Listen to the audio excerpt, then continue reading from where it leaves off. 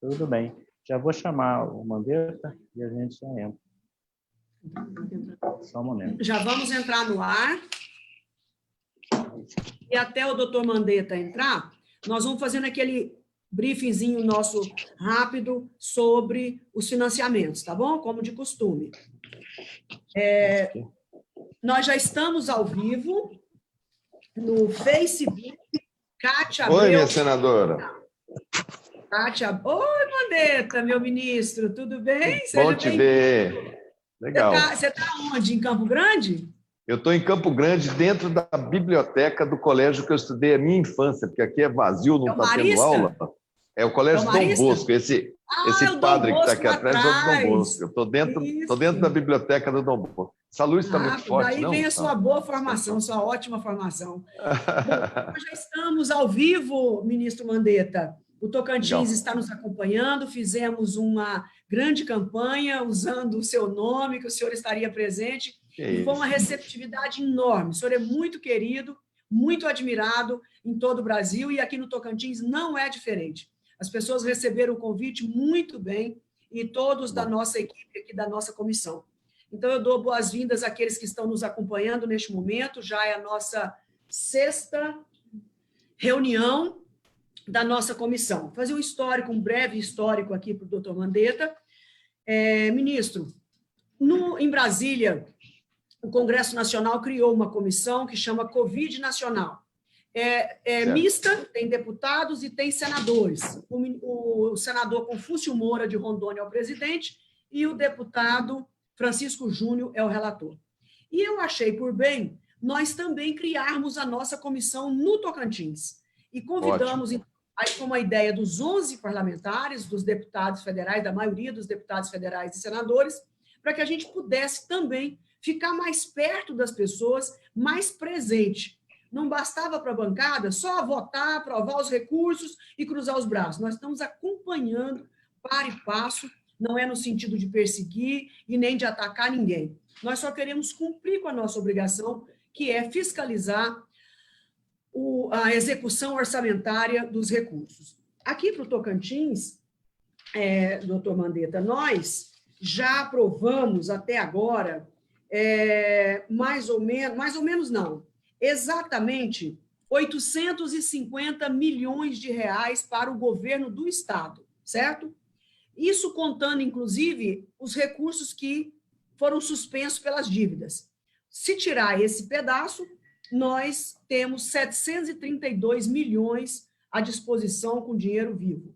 E 131, se o governador resolver não pagar as dívidas desse ano, ele poderá e só poderá gastar na Covid. Então, 850 milhões. Ainda tem 12 milhões de uma grande empresa que doou equipamentos e respiradores para o Tocantins, 12 milhões. E para as prefeituras foram 502 milhões de reais, contando tudo também, inclusive as dívidas prorrogadas.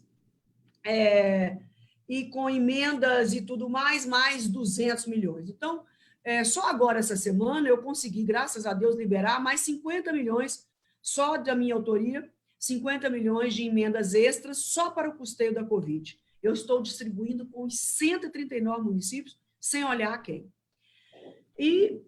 Então, eu tenho, inclusive, um relatório de tudo que nós liberamos, item por item, com a maior transparência, e essa comissão aqui tem o conhecimento de tudo. E aqui nessa comissão, doutor Mandetta, estão o secretário de Saúde do Tocantins, que já avisou hoje que não pode comparecer, desde a última reunião não compareceu em 3, o doutor Elvésio, presidente do Tribunal de Justiça, a Procuradora-Geral de Justiça, doutora Cotinha, o Procurador-Chefe do Ministério Público Federal do Tocantins, o presidente do Tribunal de Contas do Estado, doutor Severiano, está aqui conosco, secretário do Tribunal de Contas da União, porque aqui do Tocantins um representante chama-se secretário, o procurador do Ministério Público do Trabalho, os senadores, os deputados, os 11 estão convidados, o prefeito Jairo Mariano, que é o presidente da Associação Tocantinense dos Municípios, e os superintendentes dos bancos, Caixa Econômica, Banco do Brasil, Banco da Amazônia, Dr. Christian, da Caixa Econômica, Raul Wabi, do Banco do Brasil, Marivaldo, do Banco da Amazônia, o superintendente-geral do SEBRAE Tocantins, e Fabiano do Vale, que representa as associações comerciais de todo o estado. E hoje aqui nós temos como convidado o senhor, nosso convidado principal, mas também convidamos para lhe acompanhar, para debater e responder perguntas, caso o senhor queira tirar alguma dúvida sobre o estado, Emília Maria Damasceno, eu acho mais provável eles quererem te perguntar, que é a presidente do COREM, que é o Conselho Regional de Enfermagem. E temos a doutora Elaine Cristina Ferreira, cardiologista, cardiologista representando do tribunal, uma médica representando o presidente do Tribunal de Justiça do Estado. E a da Associação Médica? Mas o nome dela. Ainda tem a presidente da Associação Comercial, do Sindicato dos Médicos, o CIMED, que é a doutora Janice Paicon. Então, Associação Sindicato dos Médicos, o COREM e uma cardiologista representando o presidente do Tribunal de Justiça. E nós temos aqui o doutor Tiago Vilela, que é o promotor público de saúde da capital, tanto para a saúde municipal como estadual. O senhor veja que a nossa comissão tem pessoas de muita responsabilidade, compromisso com o Estado, e daqui a pouco eu vou falando o nome dos parlamentares que forem entrando. Nós fazemos, doutor Mandetta, no máximo 10 minutos, um balançozinho rápido sobre o desempenho dos bancos, porque aqui nós fiscalizamos saúde, o dinheiro das micro e pequenas empresas e os R$600 de auxílio emergencial. Então, a nossa comissão tem esses 3 pilares. Então, os 3 bancos, cada um usa 3 minutos só para falar como é que foi a semana, quantos milhões já emprestamos para as micro e pequenas empresas do Tocantins. Então, eu lhe peço permissão para começarmos com a Caixa Econômica Federal, falar sobre o PRONAMP, sobre o PESE, que é o financiamento da Folha, e os R$600 do auxílio emergencial. Por favor, Christian. Muito boa tarde a todos, novamente. Com relação ao balanço da semana, a gente tem, tratando um pouquinho do auxílio emergencial, a gente tem uma alteração significativa para melhor comodidade, simplificação com relação aos calendários, uma recuperação rápida de como funcionava os calendários. O Ministério da Cidadania, junto com a Dataprev, fazia a liberação dos lotes, e a cada lote se fazia um calendário. Então, a gente já tinha alguns lotes, à medida que iam sendo liberados as análises de mérito, e aqueles beneficiados começariam a receber, havia um calendário específico para cada lote. E na última sexta-feira, o nosso presidente, junto com o governo federal, decidiu simplificar esse processo. Então, independente do lote, agora a gente tem um calendário apenas, que é de acordo com o mês do aniversário. É uma informação nova, tá, senadora? Então, acho que é importante para todos que nos ouvem, nos assistem, essa informação. Então, a partir do dia 22 de julho, agora, quarta-feira, inicia os calendários nascidos em janeiro. Então, pode ter a primeira parcela de um lote, pode ter a segunda, a terceira, até a quarta, dependendo de como for os beneficiados. Então, ficou mais simples, mais fácil, com maior comodidade a todos, e essa comunicação a gente tem feito com todo o Estado. Superintendente Christian da Caixa Econômica, eu queria tirar uma dúvida. Quer dizer que se eu nasci em dezembro, eu só vou receber a 4ª parcela do meu auxílio emergencial daqui a 4 meses? Não é isso. É de acordo com o mês do aniversário. Então, a gente tem um calendário, nascidos em janeiro, começa a pagar agora de 22, aí tem um próximo calendário uma semana depois, e assim sucessivamente. Entendi. Então, entendi. Não obrigada. Não é esperando. Não é no aniversário de nascimento, né? Não. Para facilitar. E mesmo porque as pessoas não podem esperar tanto tempo, né, senador? Claro, então, a gente está certeza. bastante preocupado com isso. Então, simplificou, que bom, parabéns. Está mais fácil, tá? Com relação aos números de PRONAMP, a gente alcançou a marca de 340 contratos até sexta-feira, alcançando o volume de 39 milhões e 200 mil reais. À medida que for surgindo mais dotações, a gente tem uma esteira aqui bem grande. Meu time, todo o time aqui da Caixa, são 300 empregados, estão totalmente dedicados a aplicar todo o recurso que tiver disponível, tá? Então, com relação ao PESE, a gente está com a marca ainda de 970 mil, e com relação ao giro caixa folha, o FAMP, que é o recurso vinculado ao Sebrae, 9.700.000 também. Então, esses são os números da Caixa da última semana, da evolução da última semana para essa nova semana. Obrigado, Christian. Por favor, Raul, Banco do Brasil.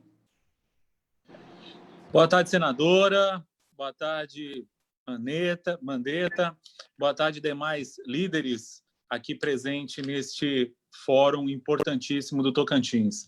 Os números, senadora, na questão do giro folha de pagamento, nós estamos, ele ficou travado ali nos 232 contratos, total aplicado ali de 8.160.524. No giro Pronamp, né, são 781 contratos até agora, num total de R$ 47.778.316 aplicados até o presente momento. Continuamos também firmes para que possamos estar dando todo o apoio às nossas micro e pequenas empresas no estado do Tocantins, contribuindo assim para que a gente passe por esse momento e leve esse nosso estado a um novo patamar. Quer dizer que o Banco do Brasil passou a Caixa Econômica Federal. Tá vendo? Parabéns ao Banco do Brasil, passou na frente. E o PESE, e o Pronamp, PESE, isso, né? Ok. Obrigada, Raul. Marivaldo, Banco da Amazônia. Oi, boa tarde, senadora, boa tarde, demais líderes. E fazer uma boa tarde especial e agradecer ao ex-ministro Mandetta, que está nos prestigiando aqui. Isso é muito importante, a gente ouvir especialista, principalmente um homem que já tem experiência, que teve a experiência dele, muito positiva para esse fórum. Assim, o emergencial, nós estamos fechando a semana com 382 operações no valor de 29.848.000. Do Pronamp, que infelizmente já acabou, ficou 198 operações com valor de 32.273. Então, a gente fecha com 570 operações, no valor de 52 milhões. Mas, assim, senadora, ficou bem claro aí, eu acho que é bom a gente aprofundar esse debate. O Pronamp foi tão rápido, né? Por que chegou tão rápido a todas as pequenas empresas que procuraram? Aí a gente tem que tirar diretrizes para que garantia, né? Principalmente garantia, que trava o crédito para a pequena empresa. Então, a gente tem que ter mecanismo, e eu acho que o Pronamp é um bom laboratório para que a gente possa tirar aí diretrizes para que a gente continue trabalhando e esse dinheiro possa chegar, né, de todos os recursos que foram disponibilizados, o Pronamp, para mim, foi o mais eficiente. Muito obrigado, um abraço. Obrigada, Marivaldo. Eu quero informar que nós aprovamos mais 12 bilhões de reais para o Pronamp. Os 16 bilhões disponibilizados vão atender 3% das micro e pequenas empresas do país com um ticket médio de R$ 94 mil. Com mais 12, nós esperamos chegar a 5% das micro e pequenas empresas do Brasil, que são 7 milhões de MPS. É muito pouco, nós sabemos disso, é muito pouco, e não vamos nos conformar, nós vamos continuar buscando mais recursos para as micro e pequenas empresas, porque visando elas, que representam 96% das empresas do país, nós estamos zelando, cuidando com as duas mãos dos empregos dos trabalhadores do Brasil e do Tocantins. Então, eu agradeço aos bancos por isso e vou trabalhar, Marivaldo, para aumentar a cota do Banco da Amazônia no Pronamp, tá bom?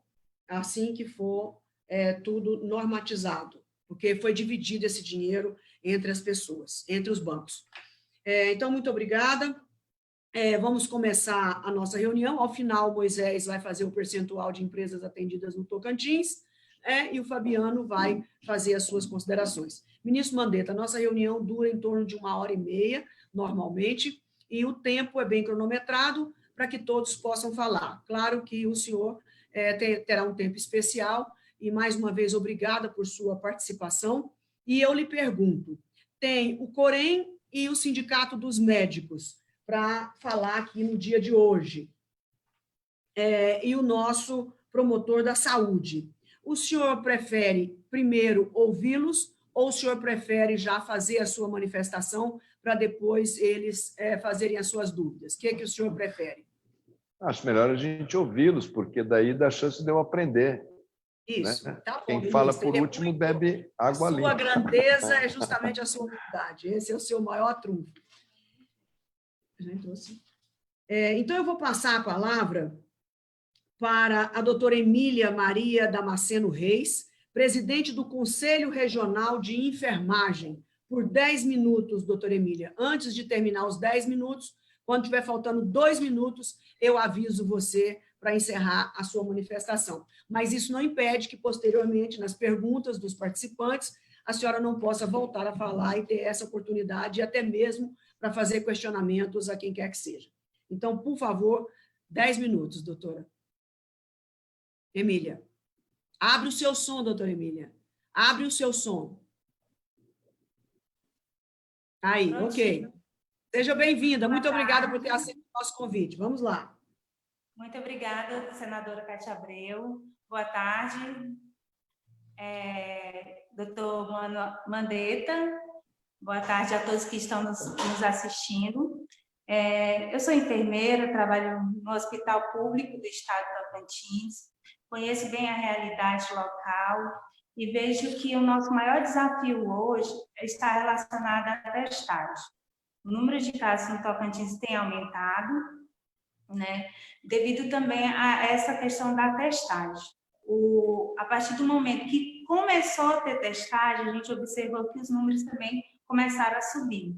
Desde abril, se eu não me engano, 23 de abril, que a gente começou a ter um número significativo de casos notificados no Tocantins. Desde então, a curva só vem crescendo, mesmo com todos os decretos, com todas as orientações de isolamento, e tudo que nós temos de referência em relação ao Ministério da Saúde, que nos embasou bastante, foi a nota técnica da Anvisa número 4. O COFEN também, o Conselho Federal de Enfermagem, ele também buscou, através de recomendações, nos embasar legalmente, né, a nossa categoria, como também buscamos as recomendações da OMS.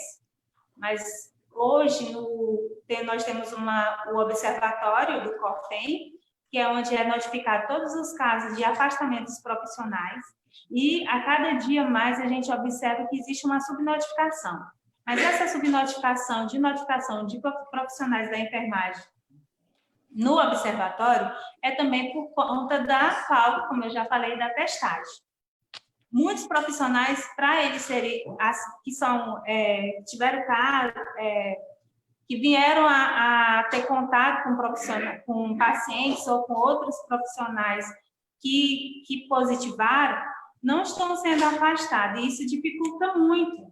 Então, a gente observa, senadora, que precisa ter uma política de testagem, não só para o paciente, mas principalmente para os profissionais, que seja de 15 em 15 dias, que seja semanalmente, não sei como seria, mas a princípio eu vejo que é necessário que seja feita a testagem e principalmente enfatizar a questão da capacitação. Hoje é muito difícil.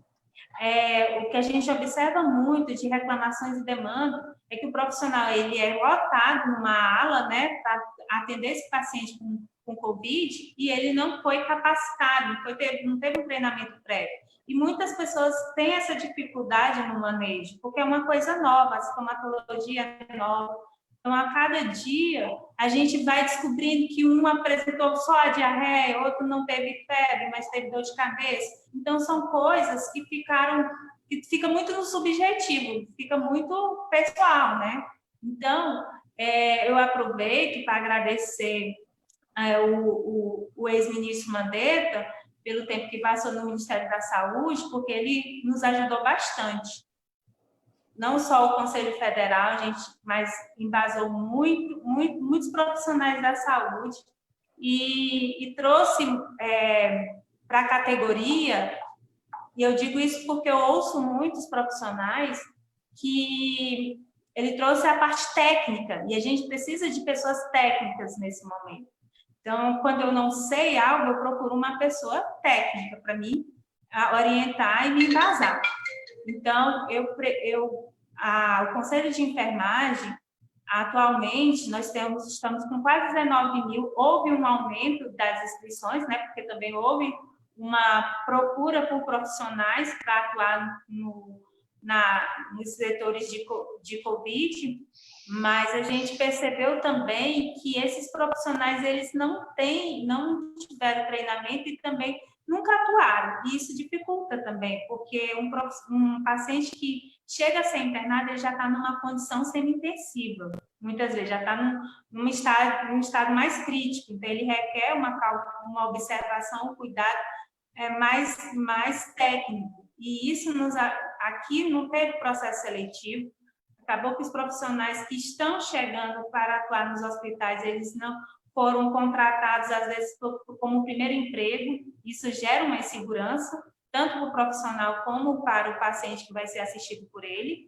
Então, a gente necessita que tenha treinamento, que os profissionais sejam testados, falo mais outra vez, e principalmente que os profissionais sejam afastados, notificados e afastados. A gente precisa do envolvimento da gestão, porque assim acaba que a enfermagem ela é 70% dos profissionais do ambiente hospitalar, é quem cuida diretamente do paciente, que fica à beira do leito, então ele tem não só o contato direto com o paciente, mas com os outros profissionais da área também.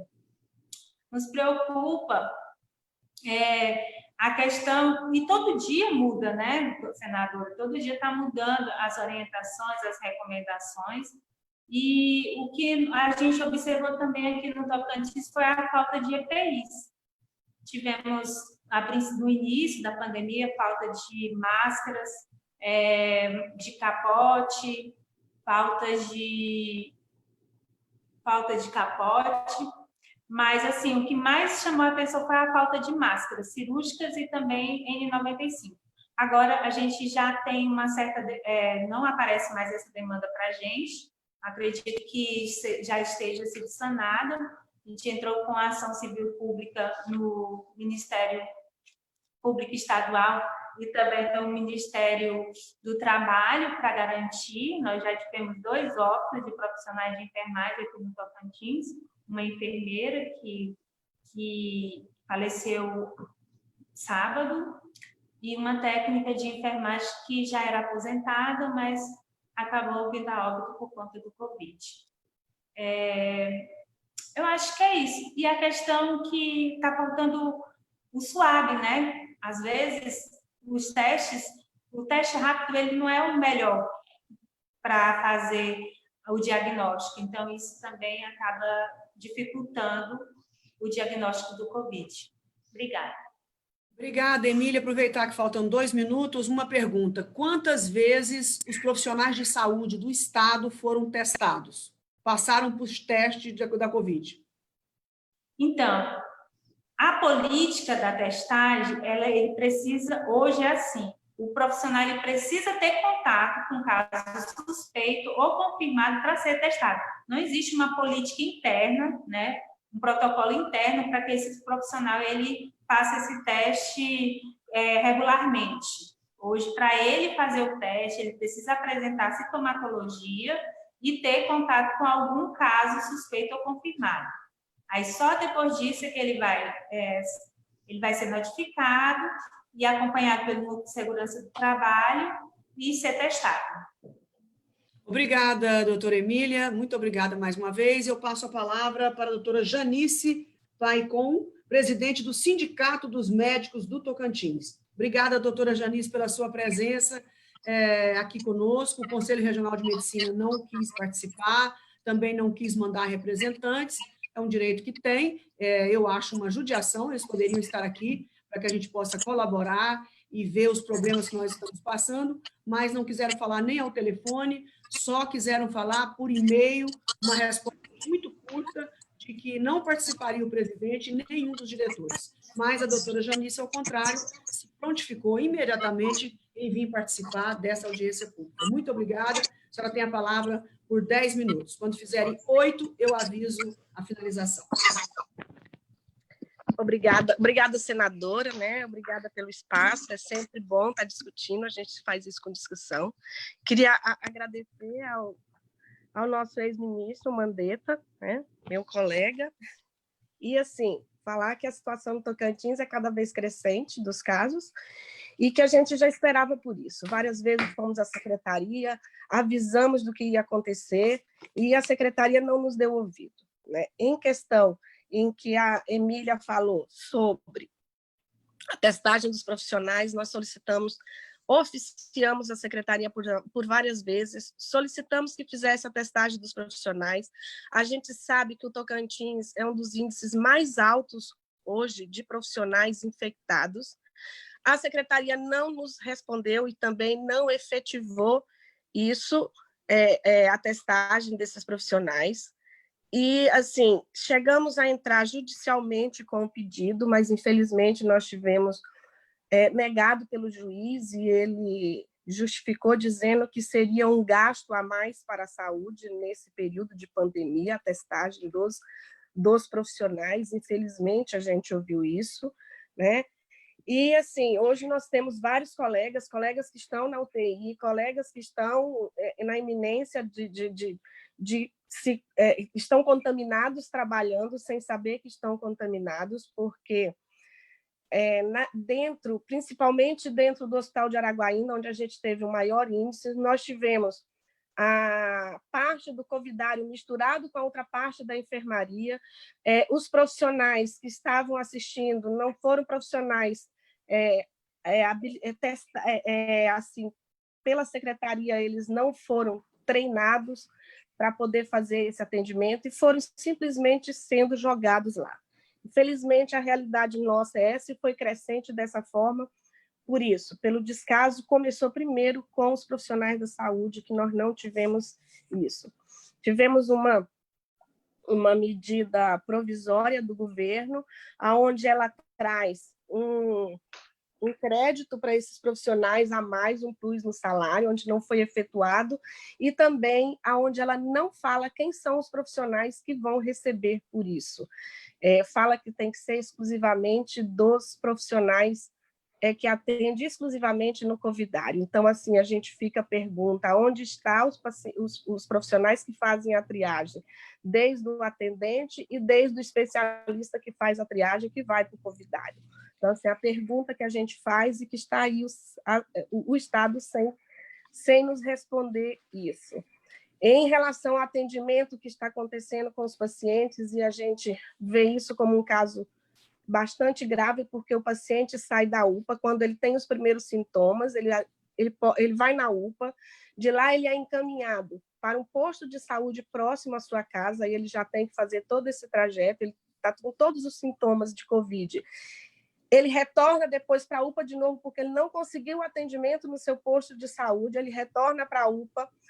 2 dias depois, quando ele chega na UPA, ele recebe, fica lá em observação, não faz o teste, recebe uma receita, onde ele tem que sair perambulando de farmácia em farmácia dessa cidade para ver se ele encontra, no caso, os medicamentos que estão em falta, e ele não vai encontrar nas farmácias. Então, assim, por aí ele já andou em todas as farmácias e já, com certeza, um monte de contaminação já aconteceu. Então, assim, o fluxo desse paciente está sendo também muito equivocado por parte, eles não estão observando, os gestores não estão observando isso.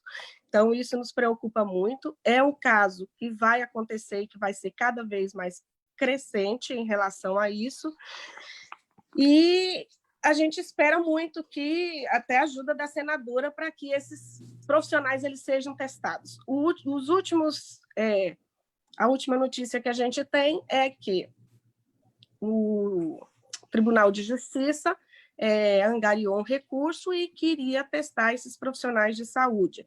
A gente sabe que foi para alguns hospitais, fizeram uma testagem, não foi de todos, não foi sistematizada de forma a fazer e periodicamente também.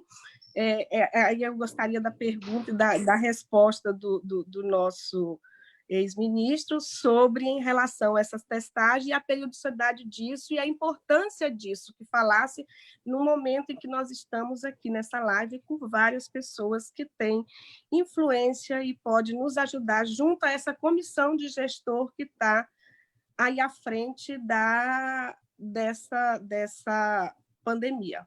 É isso, senadora. Obrigada, viu, pela Obrigada, oportunidade. doutora Janice. Ainda não cumpriu o seu tempo e eu aproveito para te perguntar sobre os leitos de UTI. Vocês, médicos, acham que a quantidade de leitos estabelecidas pelo governo do estado são suficientes?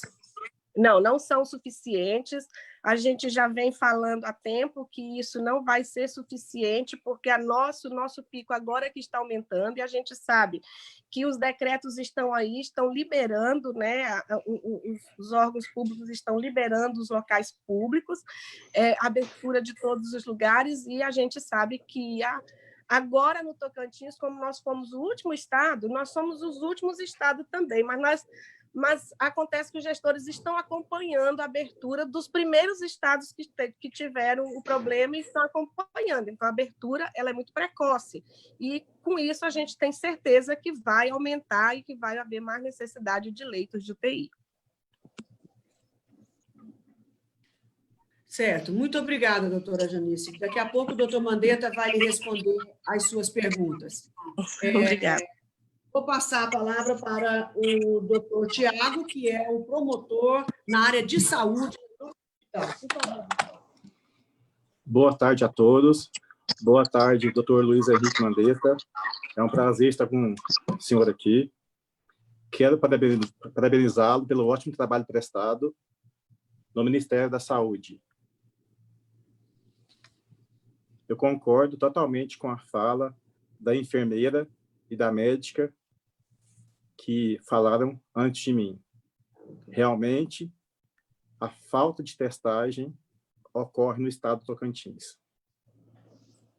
Em Palmas, há cerca de 3.500 casos confirmados e 28 óbitos, com uma população de 300 mil habitantes. No estado do Tocantins, a população chega a quase 1.600.000 habitantes, com 18 mil casos confirmados. Óbitos no estado todo, temos hoje 299 óbitos. Então, eu queria fazer uma pergunta para o senhor. De acordo com o número de mortes no estado do Tocantins, qual seria o número de leitos que deveria ter? É um prazer estar com todos vocês aqui, senadora, com o senhor. Já encerrei a minha fala, senadora. Muito obrigada, doutor Tiago. E, mais uma vez, eu estava contando aqui antes de abrir a nossa reunião, o doutor Tiago me salvou nesse domingo, na verdade, uma família desesperada, e eu usei a nossa proximidade, a nossa interlocução para arrumar um leito de UTI de uma família que estava vindo de fora do Pará, do interior do Pará, desesperada, e ele se prontificou e rapidamente conseguimos acomodar essa família no hospital e na UTI através da regulação do Estado. Então, eu quero agradecer ao doutor Tiago e todos aqueles que ele mobilizou para atender essa família. E assim são todos os dias, pedidos de todos os lugares do Estado. Então, agora estou sempre à disposição.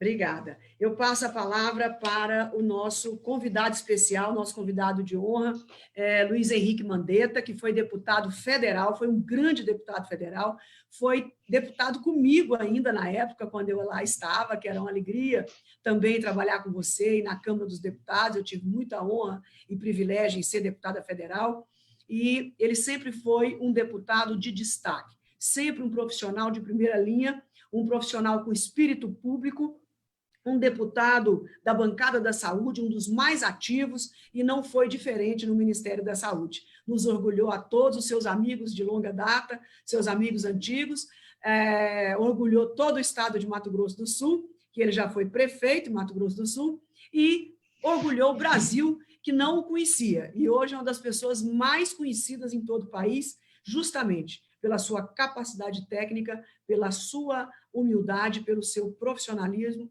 e compromisso com as pessoas. Doutor Henrique Mandetta, o senhor tem o tempo suficiente que o senhor achar.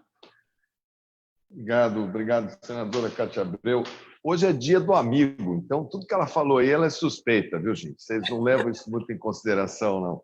Não só ela, como meu amigo Irajá Abreu, que também tem um destaque fenomenal lá no Senado, enfim, que foi também deputado federal comigo também por um período. Eu vou tentar, senadora Cátia, que eu acho que para a gente entender o momento, eu vou fazer um breve resumo da história do início dessa doença, até para vocês saberem como que outros países fizeram e aonde que eles tropeçaram, onde que eles quebraram a cara, que é para a gente saber onde é que a gente está e o que a gente pode eventualmente fazer para não cair nessa mesma armadilha.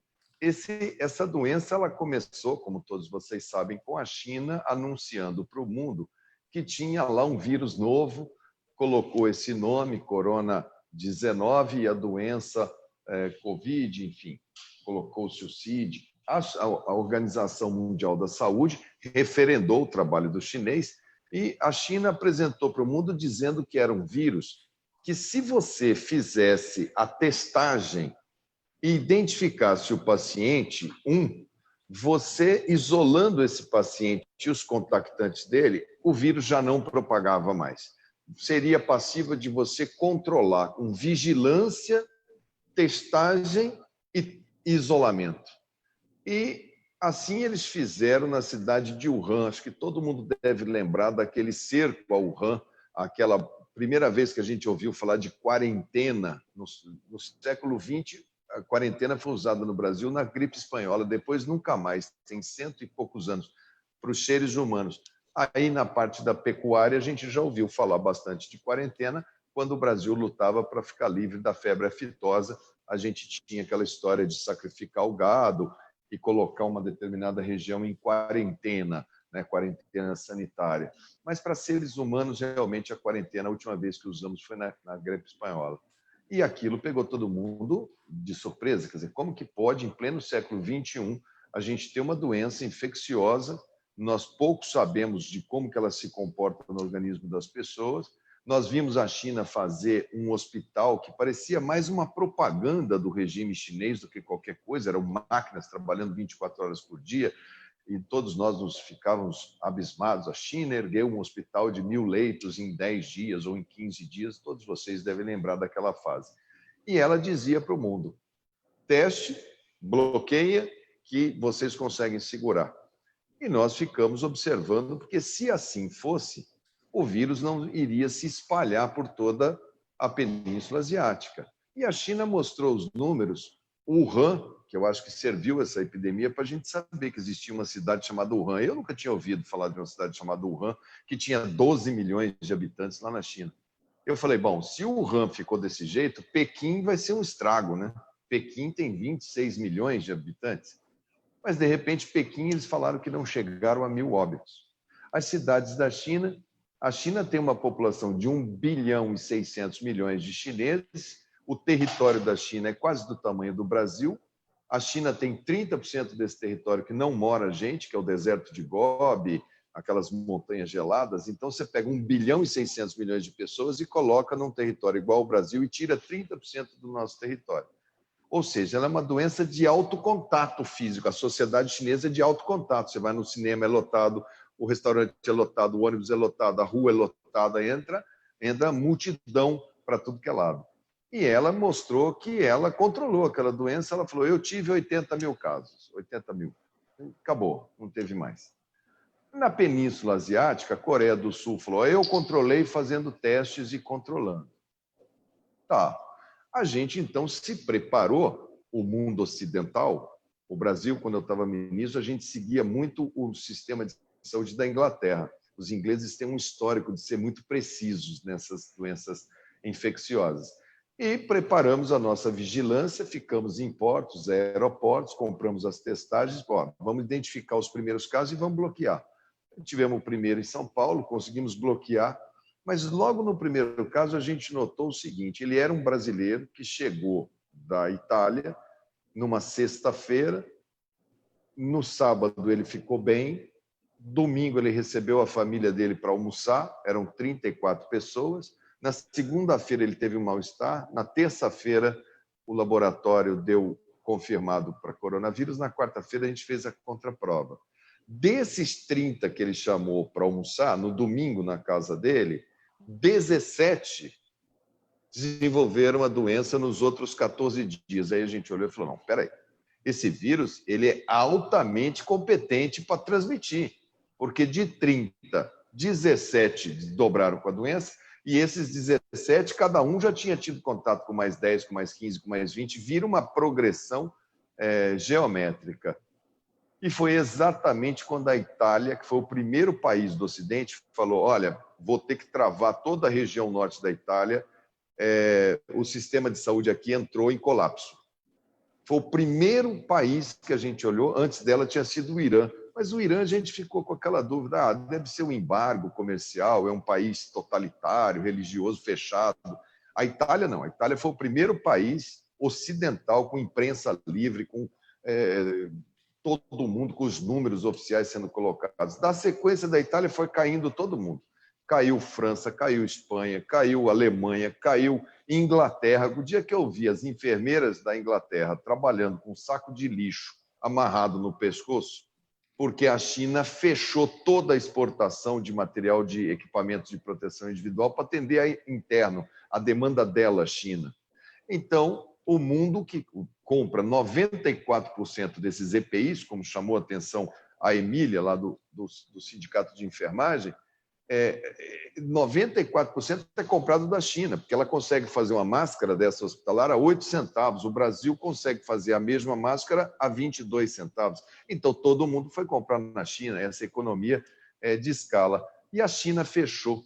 E aí a gente falou, como é que a gente vai montar um sistema de saúde paralelo ao SUS? Porque o coronavírus, quando você coloca no mesmo CTI todo mundo misturado, o paciente que está lá recuperando de um infarto, que está lá numa sepse, ou está lá em alguma outra doença, a própria enfermagem e os médicos passam de um para outro, aí seria uma mortalidade geral. Então, abrir leitos de CTI. Daí, aquele início meu no Ministério da Saúde, que a gente falava, vamos ficar em casa, ajude. Naquele momento, a gente estava muito mais protegendo o sistema de saúde do que protegendo especificamente pessoas, porque a vida continua, as pessoas continuam tendo apendicite, continuam tendo parto prematuro, e precisa de máscara, precisa de luva, precisa daqueles aventais, precisa daquilo tudo que a gente desmanchou o nosso parque industrial aqui no Brasil e optou de comprar lá fora na China. Então, aquele primeiro momento foi, vamos agora trazer equipamentos de proteção individual de fora. Foi a época que era muito duro, eu mandava para os estados recebiam fardos pequenos. Era a época que de 14 capitais brasileiras, incluindo Palmas, ficou sem voo regular, ficou sem avião para ligar Palmas para o resto do Brasil. Campo Grande, aqui no Mato Grosso do Sul, não tinha voo para o resto do Brasil. Eram 14 capitais que não tinham sequer um voo regular marcado. A China fechou todos os voos da China para fora. Nem que se a gente quisesse mandar alguém lá para buscar um material, não adianta, porque não entrava no espaço aéreo chinês. Esse era o drama do mundo. Quando caiu o sistema de saúde europeu, que entrou nos Estados Unidos, a gente ainda chegou e falou assim, puxa vida, mas o Trump está tão corajoso, ele está falando que ele consegue dominar isso com uma facilidade tão grande. Será que os Estados Unidos têm uma carta na manga? Será que eles têm um remédio? Será que eles têm uma vacina? Será que eles vão vir para salvar a humanidade agora? E, de repente, o Trump saiu de cena, botou lá um médico, lá o Fauci, e foi na televisão com uma máscara na mão, falou, olha, consegui comprar máscaras lá na China para vocês. A gente viu médicos em Nova York reutilizando máscara durante 10 dias, coisa que era para ser descartável. E a gente viu eles desesperados abrir o espaço aéreo chinês para mandar aviões para lá, para a China. Tudo que a gente tinha comprado, tudo que a gente tinha feito compra internacional deles, os americanos, e não é o governo americano, é a iniciativa privada americana, chega e fala, devolve o dinheiro para o brasileiro, paga a multa, eu pago o dobro no valor. Eles levaram todo o material para os Estados Unidos e para a Europa. Naquele momento, não teve nenhum órgão mundial, nem a Organização Mundial de Saúde, nem ONU, nem nada, para fazer moderação, para que as coisas pudessem ser feitas. Então, nós tivemos que nos fechar duramente. Esses respiradores, ventiladores, nós tínhamos indústrias no Brasil que conseguiriam produzir 800 ventiladores até o final de setembro. nós entramos, pegamos outras indústrias como Brastemp, Chrysler, Flex, Positivo, entramos para dentro e conseguimos turbinar a linha de montagem para 15 mil até agosto, que são esses que estão salvando, porque governadores, prefeitos que compraram os respiradores chineses ou compraram super hiper faturados, com muita gente atravessando no meio, com a roubalheira, ou quando chegou aqui, a máquina de dentro era velha, não tinha peça, eles não conseguiram, porque o planeta Terra inteiro querendo comprar, o controle de qualidade não existia, mandou-se de qualquer jeito. Daí muitos escândalos que a gente está vendo, os ministérios públicos estaduais e o federal apontar em estados o mais emblemático de todos é o Rio de Janeiro, com todo aquele enredo que você já conhece. Quando a gente estava naquela situação, a gente falou, e testagem, como é que vamos fazer? Tem 2 testes. Um é o PCR-RT, que você enfia um cotonete dentro do nariz, dentro da garganta, tira aquele líquido e manda no laboratório para ver se o vírus está presente ali. Como é por DNA, pega uma sequência de DNA daquele vírus, deu match positivo. 100% confiável quando dá positivo. Quando dá negativo, pode ser que você coletou errado, não foi até o fundo da garganta, material insuficiente. Mas se colheu certo e deu positivo, vantagem desse teste, ele pode ser feito no primeiro dia de sintoma.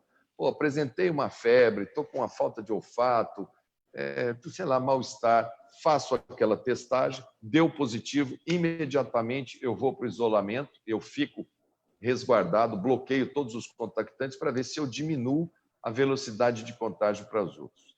E um outro tipo de teste que ganhou o nome, e isso traz uma confusão enorme, ganhou o nome de teste rápido, ele é de leitura rápida, mas ele só tem eficácia depois do 14º, 16º dia que o indivíduo teve contágio com a doença. Ele dá os anticorpos que você formou. Qual é a vantagem deste teste? Esse teste, quando a gente comprou, que a gente distribuiu, mandou para as secretarias estaduais, ele é eminentemente para os profissionais de saúde, que é essa queixa que foi feita pela Emília. Ele tem que estar ali à vontade, porque começou a virar anticorpo, esse pessoal tem que ser afastado. A gestão de recursos humanos nessa doença é um dos pilares. Às vezes você pode ter o respirador, pode ter o remédio, pode ter tudo, mas se você não tiver o piloto do carro, você pode ter um carro com motor bom, pneu bom, mas se não tiver o motorista, alguém que saiba dirigir, você não vai a lugar nenhum. Ou o que é pior, se colocar um, fala, não, esse cara aqui vai lá e dirige, ele capota e mata todo mundo que está dentro. Então, esses profissionais são os profissionais que vão cuidar da gente, da maioria da população. Eles a gente tem que blindar. Eu não vou entrar no mérito, se houve, porque eu não conheço sentenças, essas coisas, mas dizer que não vamos gastar dinheiro com esse pessoal para medir, porque só vai aumentar o gasto do sistema, todo esse dinheiro que a gente estava liberando, que a senadora é extremamente atenta, o gabinete dela lá no Senado, eu falava, chegou o gabinete da senadora Cátia Abreu, a média dela, uma enxadada é 3 minhocas. Não pede recurso para o estado dela, meu amigo. Pode faltar para os outros, para o dela não vai faltar, porque marca pressão, igual aquele zagueiro chato de Copa do Mundo. E é assim que tem que ser. Então, se receber o dinheiro, um dos pilares é você exatamente proteger esse pessoal dos recursos humanos, porque você, quando perde uma enfermeira de um plantão, como o salário da enfermagem é baixo, e o médico também, eles saem de um hospital e vão dar plantão no outro hospital de tarde e vão dar no outro hospital de noite, e é a mesma pessoa que fica em 2, 3 hospitais. Quando ela cai doente, ela derruba a escala de plantão de 2, 3 hospitais. A linha de montagem dos recursos humanos, você tem que ter o pessoal que vai na frente, que vai ser a primeira linha, que é o pessoal que sabe tratar, e imediatamente capacitar uma segunda linha atrás dele, como se fosse uma guerra. Na hora que esse pessoal cair doente, essa segunda linha tem que estar capacitada, como treina. Por isso que tinha o grande programa de capacitação, mesmo para aqueles que não estavam dentro de CTI ou áreas vermelhas, porque exatamente a gente antevia que esse pessoal ia ter que entrar e colocar esse pessoal para assumir isso, falar assim, pegar eu, por exemplo, eu sou médico, falar assim, doutor, o senhor vai dar plantão no CTI hoje aqui em Palmas. Eu não sei pilotar um paciente crítico de CTI. Eu tenho essa formação genérica de médico, mas eu não tenho a especialização. Eu vou errar na hora de calibrar o respirador, eu vou botar ar a mais, eu vou estourar o pulmão do cara, ou eu vou botar ar de menos, vai faltar ar para o cérebro dele, eu não vou saber fazer balanço. Tudo isso tinha a capacitação específica de X horas. A enfermagem, ela se contamina tirando e colocando aquela roupa que vocês veem do chinês, com aquela máscara, com aquilo dali. O ato de você colocar e tirar aquilo, você já é contaminado. O sírio-libanês teve 12% do seu recursos humanos contaminado. E eles lá têm escola própria de enfermagem, dedicação exclusiva. Eles perderam 12%. Eu estimo que no SUS, e a enfermagem brasileira é uma coisa, senadora, que a gente vai ter que pôr o dedo, que é na qualidade da formação. O Brasil resolveu autorizar a formação à distância, curso à distância de enfermeiro. É lógico que eles não conseguem ter o preparo, as escolas estão fracas, são fábricas de diploma. Quando a gente entrou nessa doença, a nossa enfermagem está mal formada, os médicos estão mais formados, os fisioterapeutas que estão ali dentro, que são pedra angular no tratamento disso daí também. Então, o que a gente viu foi mais do que o dobro de contaminação. Se o Sírio fez 12%, a da rede pública, sem capacitação, fez 25%, 30%, alguns lugares 35%. E você perder 35% do pessoal que está craque, porque já está trabalhando, você imagina o tamanho da letalidade, como que ela aumenta. Por isso que Manaus teve a maior letalidade, que é a mortalidade, que se tem notícia no Brasil, uma das maiores do mundo. Foi falta de respirador? Não. Foi falta de leitos? Pergunte para o senador Omar Aziz. O nome do hospital lá, inclusive, leva o nome da mãe do senador Omar Aziz. Eles tinham 6 andares, eles ocuparam 2, eles tinham mais 4 para ocupar. Mandava-se o equipamento, ele falava, o meu problema não é equipamento, o meu problema é médico e enfermeiro que não sabe tratar e os que sabem ficaram doentes porque eu não testei. Então, a gestão de RH é muito importante nessa doença, porque às vezes você pode ter tudo e não ter as pessoas para tratar. O passo seguinte é você ter os insumos, ter os remédios. O indivíduo dentro do CTI, ele usa uma série de drogas que são colocadas na veia, até para você conseguir entubar e para conseguir mantê-los entubados. O senador Davi Alcolumbre me ligou uma certa noite, eu estava na minha fazenda aqui em Mato Grosso do Sul, tem mais ou menos 45, 50 dias atrás. Pelo amor de Deus, eu preciso dos remédios que no Amapá vai acabar amanhã de manhã, só tem 4 ampolas. Eu pedi para o governador de Mato Grosso do Sul, que mandou um avião até Goiás, Goiás mandou um avião até o Pará, e o Pará mandou um avião até o Amapá, chegou para não perder. Porque o Ministério da Saúde parou de controlar uma coisa importantíssima, que é você saber, na curva de utilização dos remédios, quais os que estão consumindo mais para você fazer a reposição com a indústria. Por que esses remédios que não servem para nada, mas que são muito comprados, como cloroquina e ivermectina, as pessoas atacam nas farmácias e somem das farmácias, acabam nas farmácias. Por quê? Porque a indústria não está produzindo na velocidade e na quantidade que o povo quer comprar. Esses são bobagem. Agora, pancurônio, midazolam, medicamentos fortes que a gente precisa para a CTI, de repente o Brasil viveu um apagão desses medicamentos.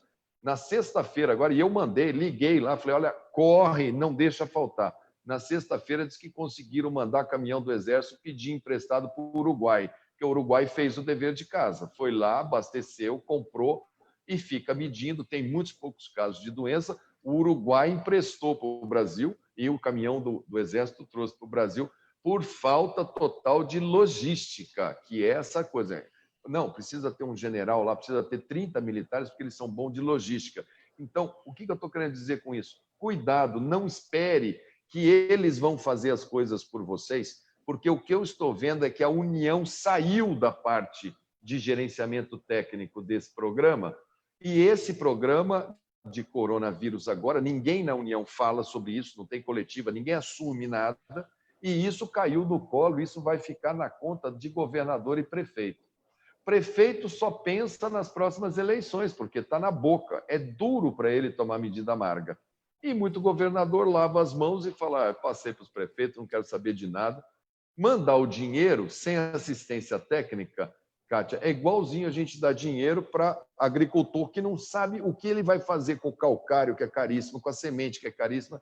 Ele simplesmente não sabe. Então, fazer e não fazer isso que vocês estão fazendo aqui é o pior caminho. Eu elogio essa iniciativa porque eu estou vendo aqui Tribunal de Contas, eu estou vendo aqui TJ, eu estou vendo aqui Sindicato dos Médicos, Enfermagem. O Conselho Regional de Medicina não vem porque ele é uma autarquia federal que foi feita para dirimir exatamente polêmicas como essa, de falta de ciência e prescrição errada de médico, induzindo as pessoas à automedicação. Como ele está omisso nessa discussão, ele não tem coragem de vir para nenhum debate.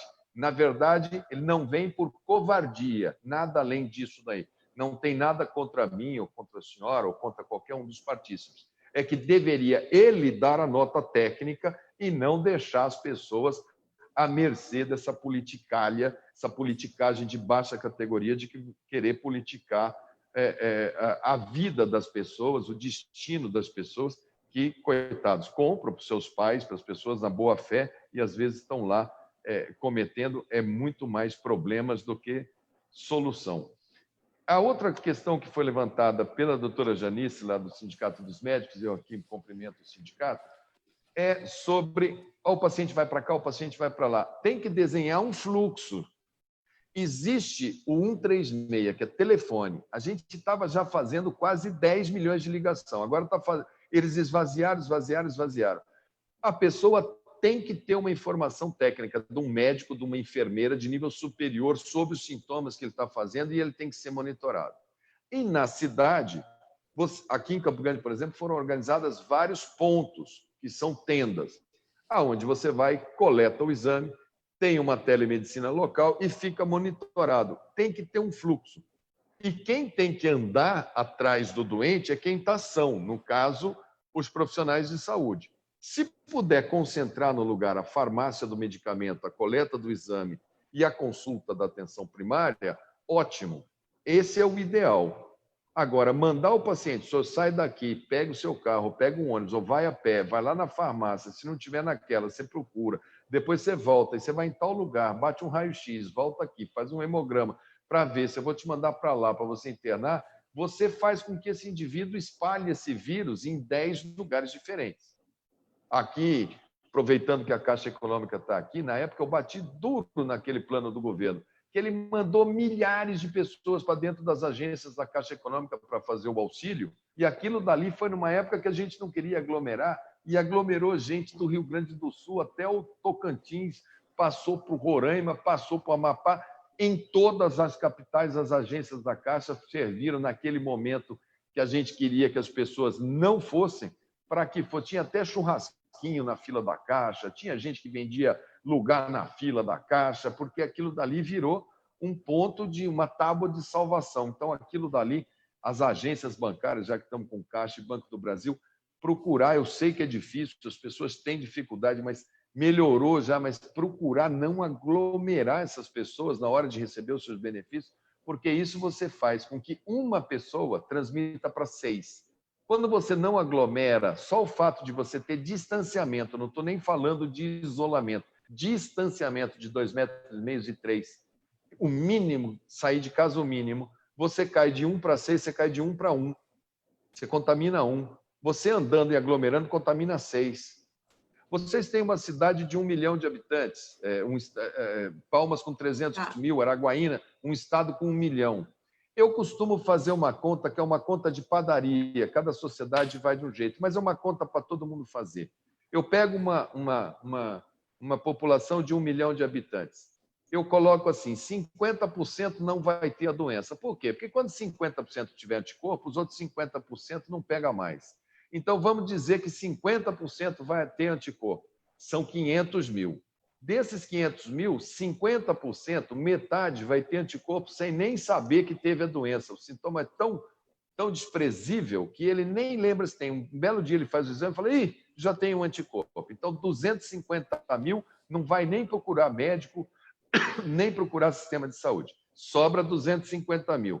Desses 250 mil que sobram, 85% vão ter a doença e vão ter sintoma leve e vão se tratar em casa com chá de raiz de fedegoso, com paracetamol, com benzedeira boa, que deve ter aí no Tocantins, aqui em Campo Grande tem uma ótima, eu posso recomendar para vocês, com cloroquina, com aspirina, com tubaína, com o que quiser. 85% das pessoas que tiverem esse corona vão sair muito bem, obrigado.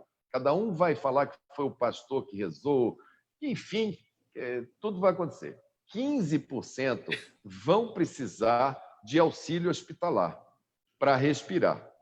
Desses 15%, 87%, 90% não vai precisar de respirador. Ele com um catéter de oxigênio no nariz, uma máscarazinha, como usou o senador Tradi, como usou o senador Davi Alcolumbre, foram para o hospital, ficaram 3 dias, 4 dias internados com oxigênio, medindo com aquele aparelhinho chamado PO2, mas segurando a oxigenação. Quando o pulmão melhorou, foram embora para casa. E aí você vai ter o restante que vai precisar de CTI. Esse restante que vai precisar de CTI é o número que você precisa ter, porque ele vai ser usado no tempo. Aí a conta vem, cada paciente fica em média 12 dias no CTI. Aí vocês façam a conta, que você, fazendo essa conta, você vai chegar mais ou menos no número do que você precisa. Esse índice de ocupação de CTI, às vezes, é traiçoeiro. As pessoas ficam, eu estou com índice de 65%, então eu estou bem na fita. Faz um gráfico bem básico. Na horizontal do gráfico, você põe qual é o número de leitos que você tem, sua capacidade instalada. E na vertical do gráfico, você coloca qual a velocidade com que está tendo o aumento do número de casos. Faz a projeção com essa conta que eu expliquei antes, que você vai saber daqui 14 dias quantos leitos de CTI você vai ter, necessidade de ter. E aí você tem que tomar as medidas para não entrar em colapso 14 dias antes, porque o que está acontecendo hoje é reflexo do que a gente fez 14 dias para trás. É o tempo de incubação da doença. Se a gente ficasse todo mundo em casa a partir desse momento, quietinho, sem se comunicar, nós ainda teríamos os casos nos próximos 15 dias refletindo o que a gente tinha feito. Ela não vai cair nem 1 milímetro do que ela vai ser. Então, para cair daqui a 15, você teria que parar hoje. E aí, o mistério dessa doença é você saber qual é o percentual que vai usar, que é aquela conta que eu falei antes, saber a sua capacidade instalada aqui embaixo e saber a velocidade com que você está transmitindo. Com essas 3 informações, vocês vão conseguir questionar se o que vocês têm está próximo, está longe, está mediano, como é que vocês precisam. Vantagens do Tocantins, pontos positivos para vocês. Bingo, vamos lá. Vocês não têm mega aglomerações. As nossas cidades é parecido com o Mato Grosso do Sul. Nós somos planícies, nós temos pouquíssimas ou nenhuma favela comparado com aquelas periferias de Rio de Janeiro, de São Paulo. Nós não temos, nós temos áreas que são mais pobres? Temos, mas são casas, tem rua, tem como ir e vir. Segundo ponto, a população de vocês, a faixa etária da população do Tocantins é jovem. Vocês são a terra de oportunidade. Quem veio, veio para trabalho. Vocês ainda estão fazendo a primeira leva. Isso é um ponto positivo para vocês, vale para vocês como ponto favorável. Terceira, por uma questão histórica, o Tocantins construiu muitas unidades de CTI, a relação CTI-habitante. Embora mal distribuído, mas se sentar com o quantitativo total, vocês conseguem proteger bem o seu sistema se tiver gestão dos leitos atuais para que a ampliação seja feita com inteligência. Não imaginam muitas necessidades, a não ser alguns pontos específicos, de hospitais de campanha no Tocantins, pelo que conheço da rede. Vocês têm uma boa mão de obra, vocês têm um quantitativo de enfermagem bom, vocês têm uma relação médico por habitante na especialidade baixa, não podem ficar contando que vocês vão ter um número enorme de especialistas em CTI, tem que criar alternativas para isso, isso é um ponto de dificuldade. Os recursos que vocês receberam para enfrentar essa doença, eles são muito bons, muito apropriados. Vocês habilitaram todos os leitos de CTI que vocês pediram, ou seja, o pagamento é rigorosamente em dia, e toda a produção dos hospitais, que era por produção, o cara tinha que operar para receber, eu mandei pagar pela média, senadora Cátia. Então, eu peguei o que eles faziam 4 meses antes dessa doença e falei, eu não vou fiscalizar de vocês quantas pernas, quantas hérnias, não é mais por produção, eu vou pagar vocês integralmente pela média. Como eles baixaram muito a produção por causa do corona, não estão operando hérnia, não estão operando vesícula, não estão fazendo cirurgia eletiva. Resultado, os hospitais estão todos bem capitalizados. Além do dinheiro do SUS, ainda veio um acréscimo para as secretarias. Esta doença, ela pode fazer colapso mesmo com dinheiro no banco. Então, precisa disciplina, foco, planejamento para poder sair do outro lado. Uma outra vantagem do Tocantins, foi um dos estados que entrou mais por último nessa sequência de casos mais elevados.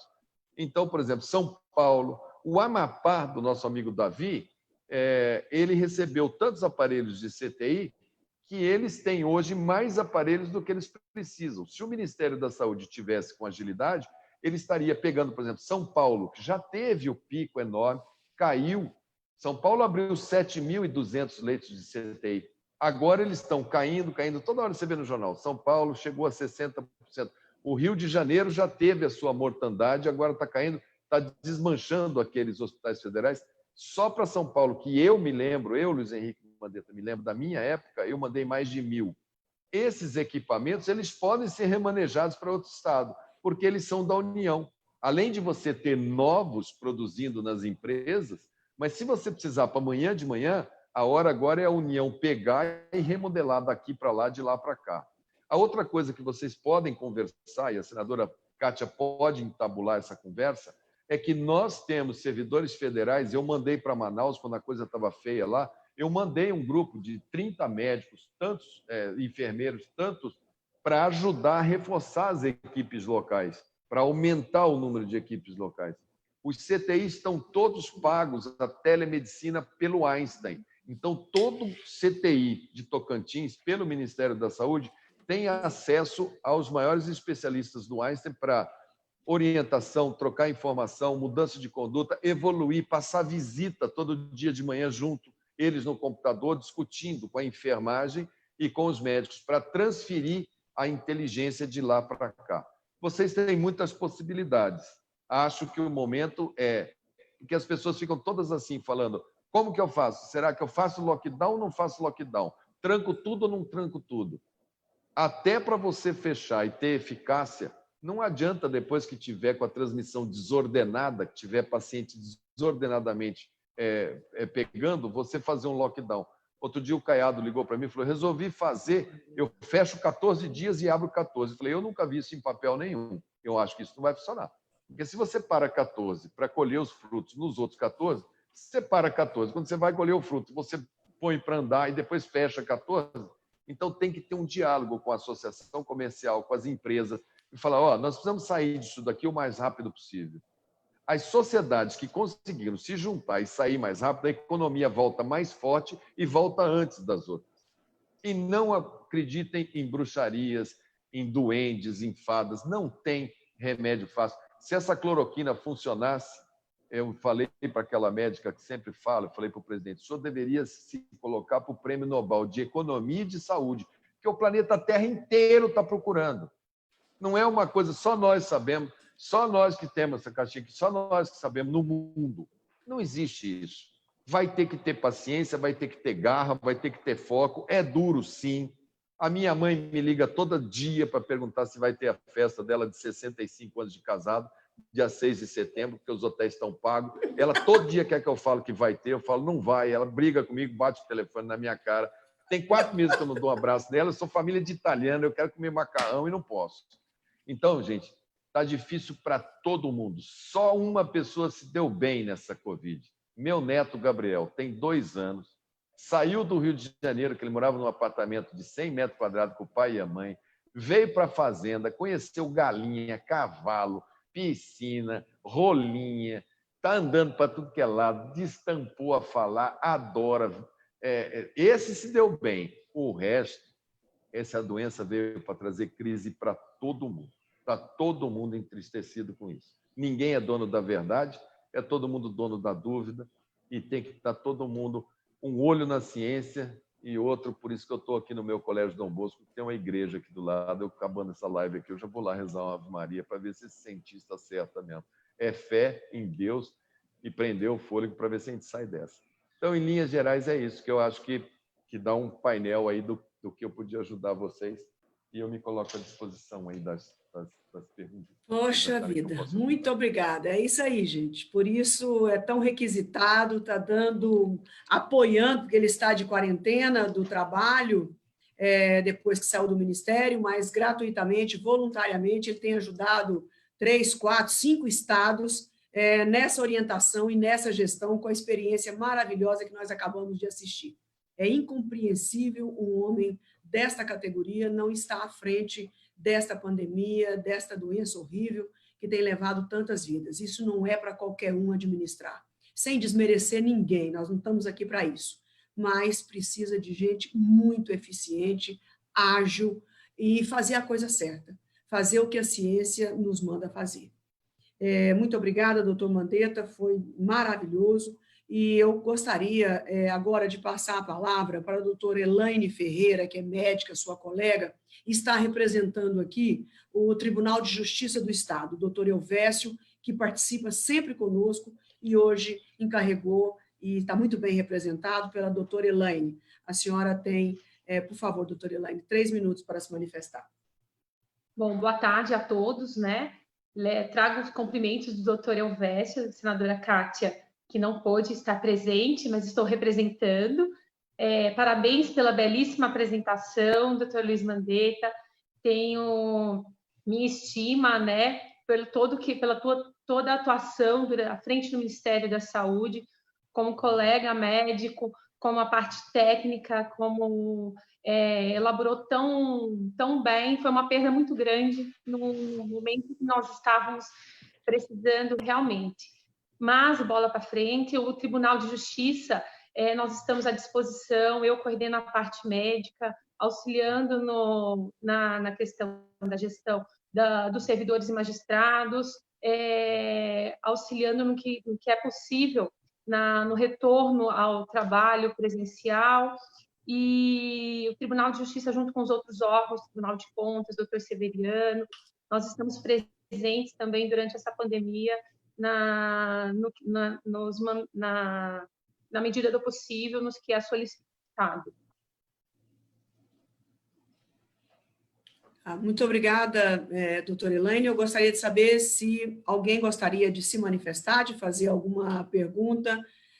O presidente do Tribunal de Contas do Estado, doutor Mandetta, Severiano Costa Andrade, ele quer fazer um questionamento. Por favor, doutor Severiano. Primeiro, doutor ministro, Oi? Eu quero dar um abraço para o senhor. Já o conhecia lá em Campo Grande, meu amigo Valdir Neves, já havia me apresentado, e há muitos aí do nosso Mato Grosso, nosso Campo Grande, estado muito próspero e de boa gente. Esse momento que nós estamos vivendo é um momento, como o senhor falou, é um momento que nós temos mais dúvidas do que certezas. Mas eu quero frisar 2 aspectos. O primeiro é no aspecto local e no aspecto internacional. No aspecto local, ministro, hoje nós vemos uma luta muito grande por recursos. A senadora Kátia, que hoje lidera a bancada federal do Tocantins, tem tido um trabalho muito forte para conseguir recursos, porque com a crise, né, houve uma perda significativa de recursos não só na iniciativa privada, mas também na iniciativa pública. Então, o governo federal precisou vir em socorro.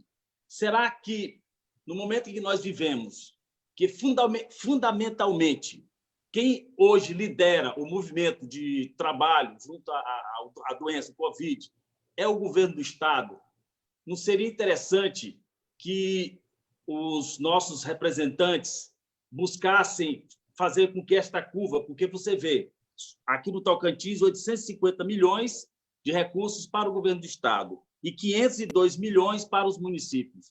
Não seria interessante que houvesse um movimento para a gente sentar, que é isso que eu sempre falo, se não tiver organização e liderança, não vamos a lugar nenhum, de sentar e ver em que os municípios podem ajudar o governo do Estado com relação à questão ao combate?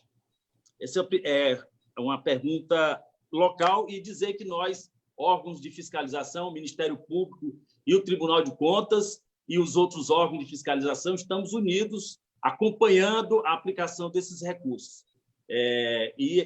Por esse mês de agosto, nós vamos ter algumas ações específicas com relação à fiscalização.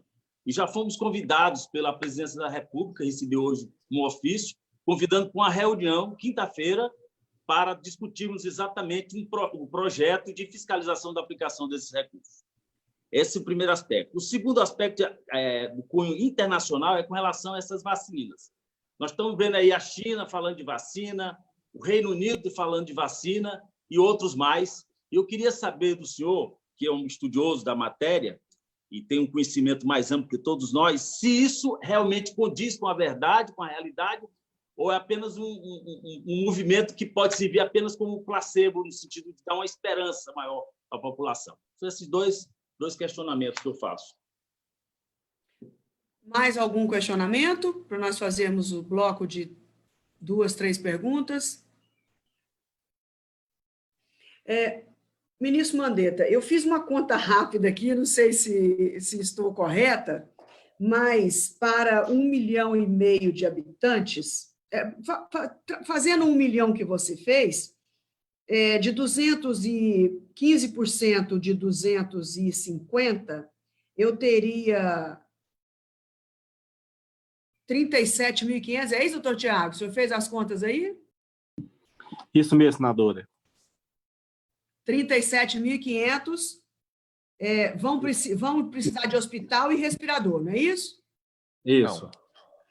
Não. Vamos lá, Cátia, vamos lá. Pegar 1 milhão de pessoas. Vamos fazer junto. Estou com a calculadora aqui na mão. Então, vamos lá. 1 milhão. Aí tiramos 500 mil que não vão ter a doença. Certo. Ok? Sobrou 500 mil. Aí tira metade delas que vão ter anticorpo sem ter sentido nada. Simplesmente vão descobrir um belo dia que tiveram.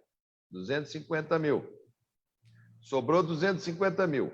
85% de 250 mil vão ter sintomas leves. São 212.500 não vão precisar, vão ter a doença e vão curar com qualquer coisa. De 250 mil menos 212.500, 37.500 que vão precisar de algum tipo de suporte. Pode ser um cateterzinho no nariz, pode ser uma noite de oxigênio num catéter no nariz. Então, esses 37.500 aqui, 85% deles, 90% deles não vai precisar de CTI. Vezes 10% daria 3.700. 3.375. É isso? Que vai precisar. Agora vamos dividir por 2, porque o nosso estado é 1.600.000. Então, 3. Agora tem o seguinte: eles não vão precisar no mesmo dia.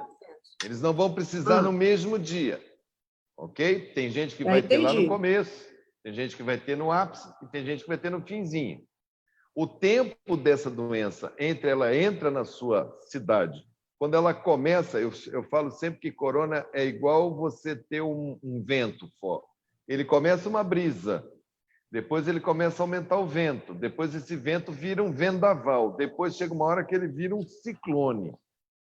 Quando ele vira o ciclone, é o ápice da doença, que é a hora que você mais tem transtorno. Então, isso tudo acontece num intervalo entre o começo da brisa e o fim dela de 20 semanas.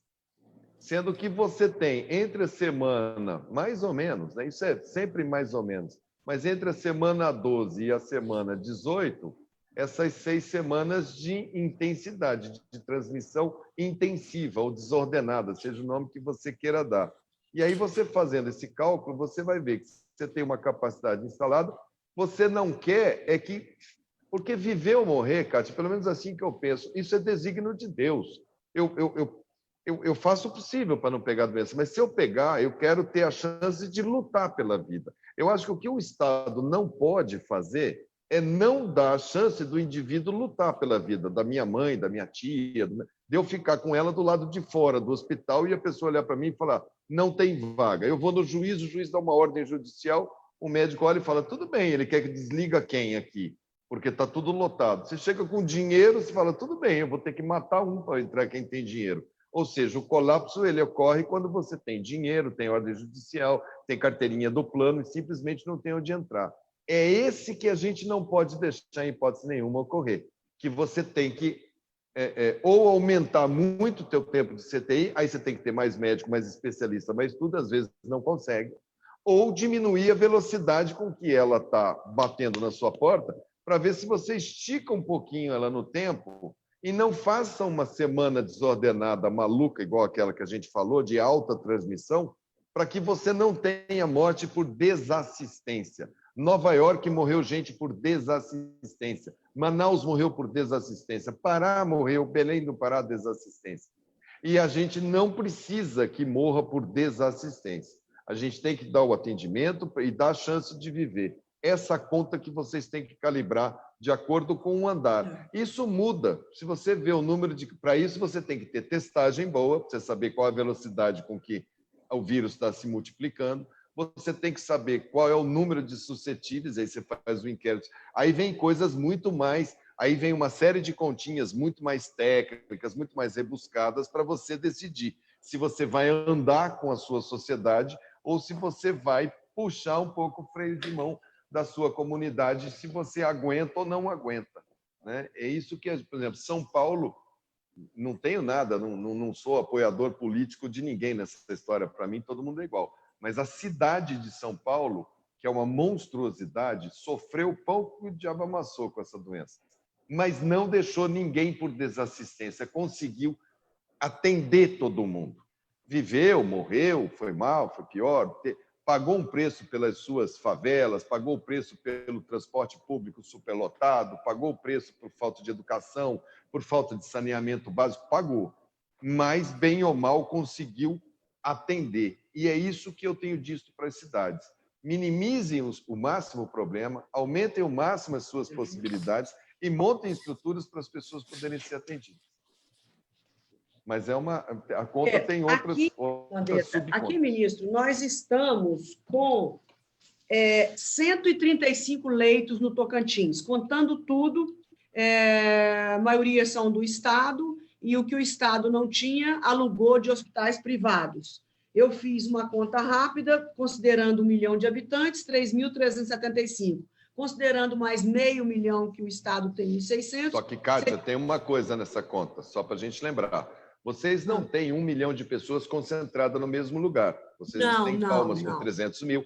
Então, a conta ela tem que ser feita proporcional, porque isso eu estou falando de aglomerado urbano, né? Quando a gente fala de aglomerado, eu estou falando de gente que está coabitando um do lado do outro. É mais fácil para as nossas comunidades, por isso que eu falei, pontos favoráveis para o Tocantins. Vocês têm menos aglutinação, a cidade é uma cidade planejada, as ruas são largas, é longe. Você, com um pouco de manejo, as pessoas você consegue controlar, a própria fiscalização é mais eficaz.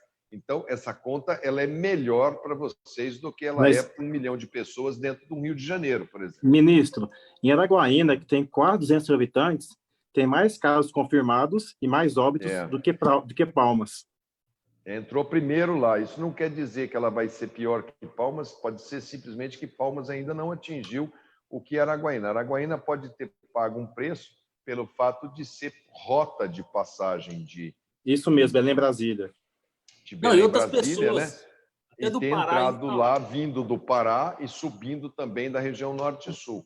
Pará e Maranhão. Isso mesmo, Pará e Maranhão. Você fez uma confluência ali em Araguaína, eu conheço ali a região, de você pode ter feito ali simplesmente uma questão de tempo. Eu não sei, por exemplo, Campo Grande aqui, antigamente a safra do norte descia toda para o Paranaguá, passava em Campo Grande. Com os inúmeros canais de escoamento que surgiram na região norte, na região centro-oeste, saída por Mearim, saída lá por cima, saída pela ferrovia, que passa Ferrogrão, essas coisas, diminuiu muito aqui. Campo Grande praticamente não teve caso, até o começo desse mês. Vai entrar em agosto, aqui Campo Grande vai ter o seu problema em agosto. Então, não quer dizer grande coisa, não. No final, aquilo que eu estava lhe dizendo, no final desta doença é que a gente vai poder contar como foi a epidemia no Tocantins, como foi a epidemia no Brasil. As cidades pequenininhas da Amazônia, que a gente achava que não ia ter caso, porque é tão longe, o Amazonas é longe, as populações ribeirinhas sofreram horrores. O Mato Grosso, o Parque Nacional do Xingu, hoje aquele cacique, até é bom a Kátia saber, aquele cacique super querido, famoso, Aritana, um forte... Não, Raoni está em depressão porque morreu a companheira, a mulher dele. O Aritana, que seria o sucessor do Raoni, saiu agora aqui no Globo, aqui, que internou em estado grave. Já morreram 5, 6 caciques. Então, assim, lugares que a gente achava que, pelo fato, por exemplo, uma aldeia indígena é uma coisa enorme. A gente achava que não tem muita aglomeração. Então, eles vão... Nada. Está entrando e está pegando. Cidades pequenininhas do Nordeste, cidades de 2.000, 3.000 habitantes, muito duro para eles. Por quê? Porque não tem CTI, às vezes não tem um enfermeiro, quanto mais um médico. Então, não adianta a gente também achar... Eu lembro que no começo dessa doença tinha gente que falava para mim assim, fique tranquilo, esse vírus é do hemisfério norte, é de países frios, não vai acontecer no Brasil, porque aqui é calor. Manaus, Cuiabá, Palmas, não vai ter nenhum caso, porque é um sol para cada um. Meu amigo, o vírus não deu nem papo para o sol, fez um estrago em Manaus. Cuiabá, o governador lá, Mauro Mendes, lá de Cuiabá, o seu colega senador Jaime Campos, todos me ligando, eu vou ter que ir lá para ajudar, porque já tem 4 semanas que estão com 100% dos leitos ocupados em todo o estado de Mato Grosso. Estão mandando paciente para Maranhão, o juiz agora deu uma ordem que é para mandar para Campo Grande e São Paulo, 800 quilômetros de avião. A elite que tem dinheiro está saindo de lá para ir para São Paulo para se tratar, porque acabou, esgotou. Esse tipo de situação é que é bom um estado como Tocantins, que está ficando por último nos casos, ele olhar e se prevenir. E se não acontecer, que bom, não aconteceu, guarda os equipamentos, melhora, moderniza os hospitais, ótimo, não vai perder nada. Agora, não fica achando que não vai chegar, que Araguaína, aqui em Mato Grosso do Sul, cometeram esse erro. O problema era Dourados, teve uma planta do JBS que teve 400 infectados.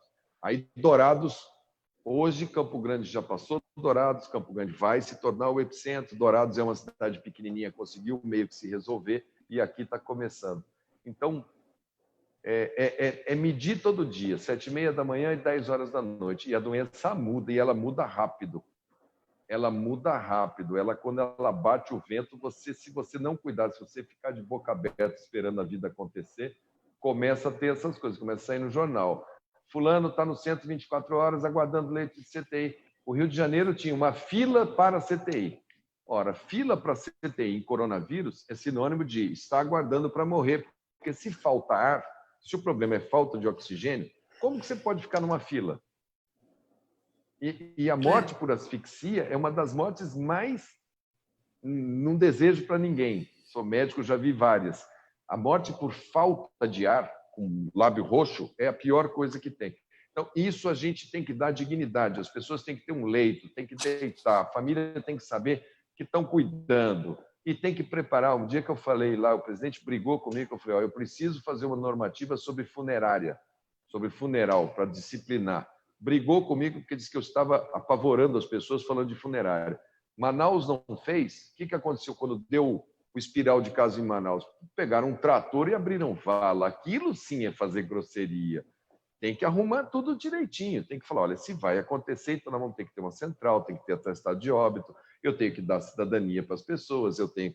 Enterraram pessoa errada, uma família enterrando uma pessoa num leito que era outro corpo de outra pessoa, abrindo vala com trator. Então, tudo tem que ser pensado, tudo tem que ser imaginado nisso daí. Como já aconteceu em várias cidades do entorno de vocês, Goiás o bicho está pegando ali embaixo, está aumentando os casos dia após dia.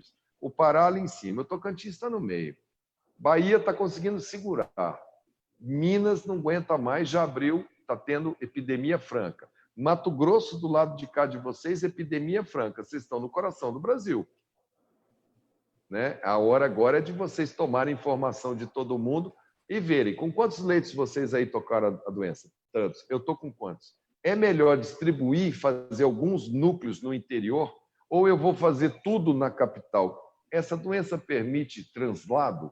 Eu vou ficar com ambulância correndo de lá para cá? Quantos quilômetros que eu vou colocar? Isso tudo tem que estar no seu plano de contingência. Pena o secretário o senhor aconselha? Não tá aqui, o senhor aconselha descentralizado? Revisitar Olha, eu acho que os estados que fizeram núcleos, não dá para você fazer em cada cidade um CTI, mas você ter uma base populacional e ter claramente como que você faz a sua cadeia de evacuação, não contando tudo para um lugar só, é melhor, porque um lugar só engarrafa, não dá conta, as ambulâncias não dão conta de ficar no ida e volta, é longe, os estados são grandes.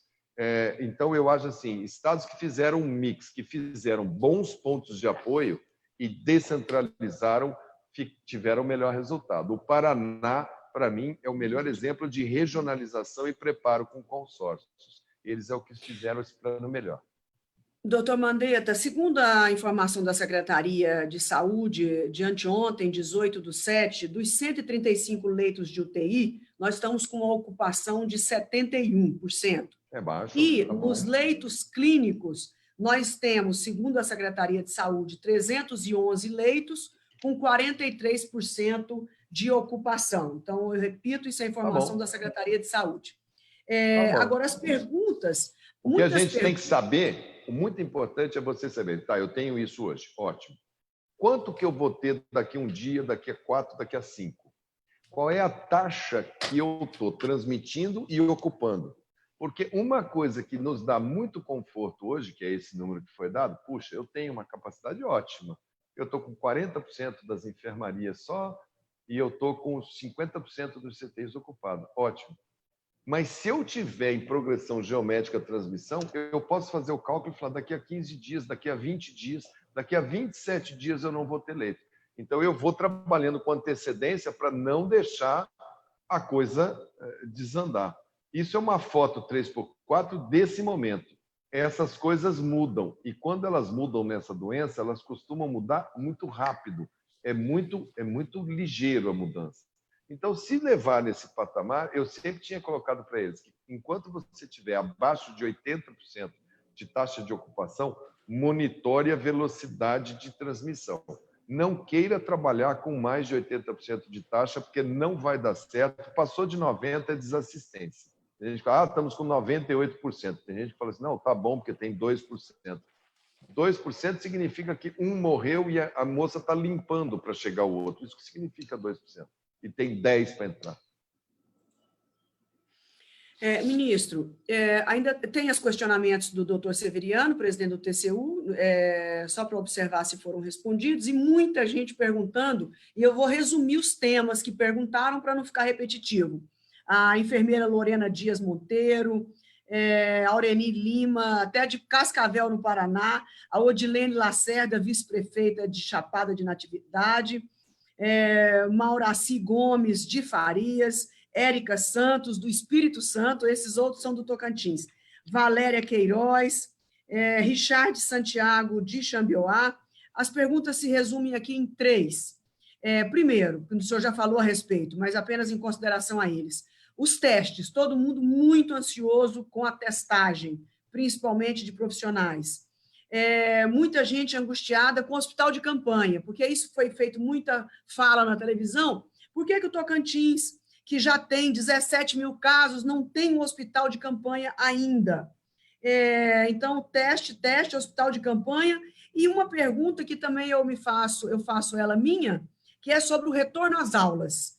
Qual é a sua recomendação? Fale um pouquinho para nós o que o senhor está pensando sobre isso, inclusive sobre recursos. O senhor acha que esses recursos que nós já aprovamos, eles dão para colocar aparelhos de equipamento de EPI nas escolas, o distanciamento, porque vai ter que contratar mais professores, capacitação, que não está tendo nem com os médicos e enfermeiros, imagino com os professores, mas, enfim, o que o senhor pensa do ponto de vista técnico desse retorno e do ponto de vista econômico?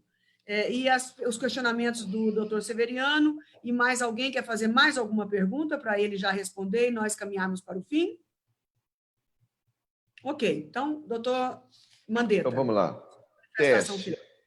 Teste. Temos hoje na nossa mão 2 tipos de teste. PCR-RT. É o teste que você enfia no nariz, na garganta. Para quem que ele se presta? Indivíduo que estava rígido, normal, de repente sabe que teve um contato, ou mesmo não sabe, mas tem um estado gripal, Tem coriza, tem mal-estar, tem febre. Tem muita gente que relata perda de olfato, perda de paladar. Nessa fase, no primeiro dia, segundo dia, coletar, botar o exame, coletar, ele, se tiver o vírus, ele vai ser detectado, é 100% de positivo. Vantagem dele, você sabe da doença no primeiro dia que você está contaminado. Vantagem de saber isso, fazer o isolamento total das pessoas, daquele que está contaminado. Controlar a doença melhor. Quando as pessoas falam de testagem, estão falando basicamente desse teste. Aqui no Brasil, tem 60 dias que eles não conseguem pôr esse teste na ponta. Eu não sei porquê, eu nunca vi até hoje uma explicação lógica. Uma hora falta haste, uma hora falta um reagente, uma hora falta uma coisa. Esse teste é muito importante. Outro teste que existe, que ganha o nome de teste rápido. Tem muita gente que fala assim, eu vou fazer o teste rápido, imaginando que é um teste igual aquele de farmácia para gravidez ou para AIDS, que você faz na hora e olha na hora e acabou. Não. Esse teste rápido de farmácia, vamos supor que você entrou em contato com uma pessoa. E vamos supor que você está ali com mal-estar, com febre, com coriza, com perda de paladar no primeiro dia, e você faz, ele vai dar negativo. Ele só começa a ser confiável depois de 12, 14, 16 dias do primeiro dia que você teve sintoma. Ou seja, ele presta muito para gerenciar o pessoal de saúde, quando contaminado, para a gente saber quando que ele pode voltar para o plantão, quando que ele pode voltar para atender. Esse teste ele é muito usado para profissional de saúde e ele é muito usado para a gente fazer o chamado inquérito epidemiológico. O que é isso? Sabe quando você faz pesquisa para saber quem que vai ganhar o governo aí do estado do Tocantins, pesquisa eleitoral, ou quando a gente quer saber quem que vai ser o presidente, a gente não faz, a televisão não fala assim, foram entrevistadas 3.000 pessoas e a margem de erro é de 3 pontos percentuais para mais ou para menos, não é isso? Imagina que você pega o teste de anticorpo e fala, eu vou fazer em 1.500 pessoas aleatoriamente, vou coletar, vou colocar aqui e vou saber quantos por cento já tem um anticorpo, que eu consigo falar com uma margem de segurança de 2%, 3%, quantos por cento da minha comunidade já tem anticorpo, ou seja, quando que eu posso abrir loja, quando que eu posso abrir mercado. Isso chama-se inquérito sorológico. Eu mandei fazer para todos os estados do Brasil, com a Universidade Federal de Pelotas, uma amostragem que é para prefeitos, governadores se utilizarem.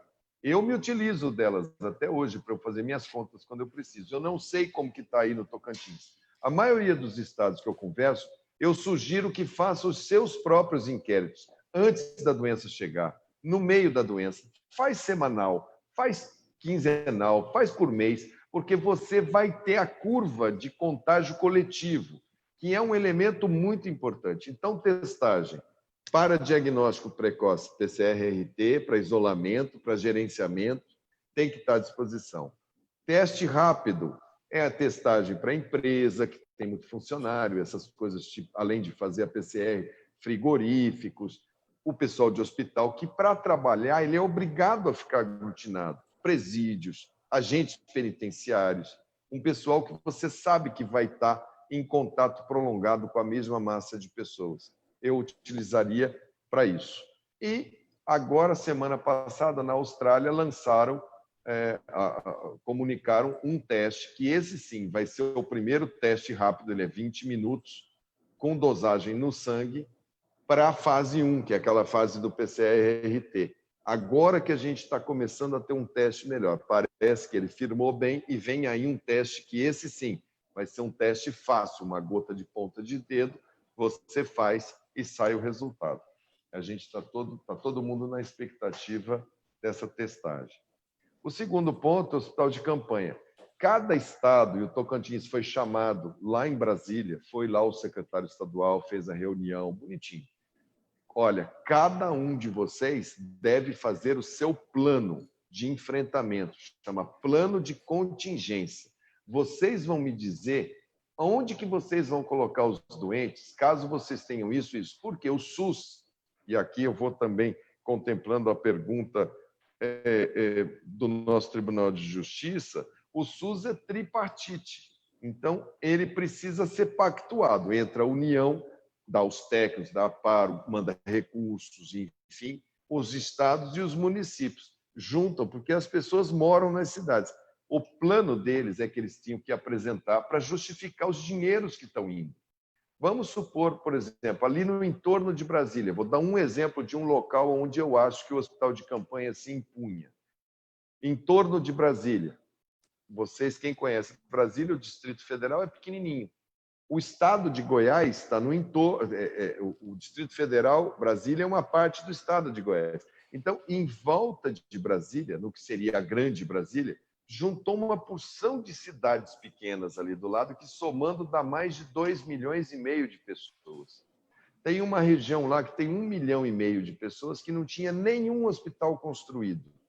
O governador de Brasília chegou e falou assim, olha, isso aqui não é responsabilidade minha, essas pessoas são moradoras do estado de Goiás. O governador de Goiás falou assim, tudo bem, mas não tem divisa, a pessoa atravessa uma rua, ele não sabe se ele está dentro de Brasília, se ele está fora de Brasília. Esse negócio de divisa é uma invenção que fizeram para administrar. Eu sei lá onde é que começa, onde é que termina. Então, o cidadão... Então, ali justificava, ali foi feito um hospital de campanha para arbitrar um conflito e uma região de desassistência. O Rio de Janeiro falou que ia fazer, não sei se eram 8 hospitais de campanha, 6 hospitais de campanha, enfiaram tanto dinheiro no bolso um do outro lá que conseguiram fazer 2. E os outros 6 pararam no meio do caminho e não sabem o que fazer.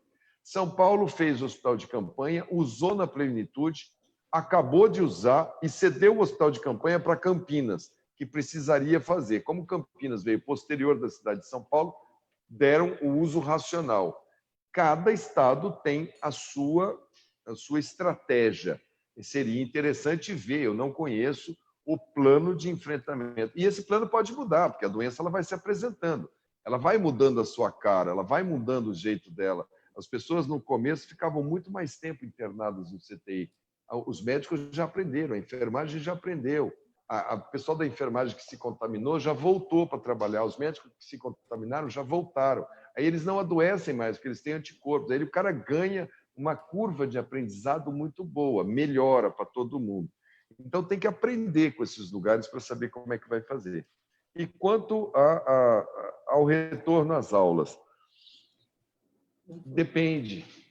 Não é uma resposta simples, mas vamos lá. Ficar fora da aula com uma família que precisa trabalhar, uma criança fora de escola de aula, ela está sujeita ao traficante, ela está sujeita à violência, ela está sujeita ao acidente doméstico, a falta de aprendizado, enfim, ela está sujeita a muita coisa ruim. Ela ir para uma escola, o que ela faz, criança? Se ela for no transporte público e estiver no mesmo horário da escola, aonde está o pessoal da construção civil, o pessoal que trabalha nos órgãos públicos, vai todo mundo pegar o ônibus às 6h30 da manhã, porque ele tem que chegar todo mundo às 7 horas no trabalho. Você vai colocar o movimento estudantil todinho ali dentro, não vai ter ônibus para todo mundo, vai ficar todo mundo aglomerado.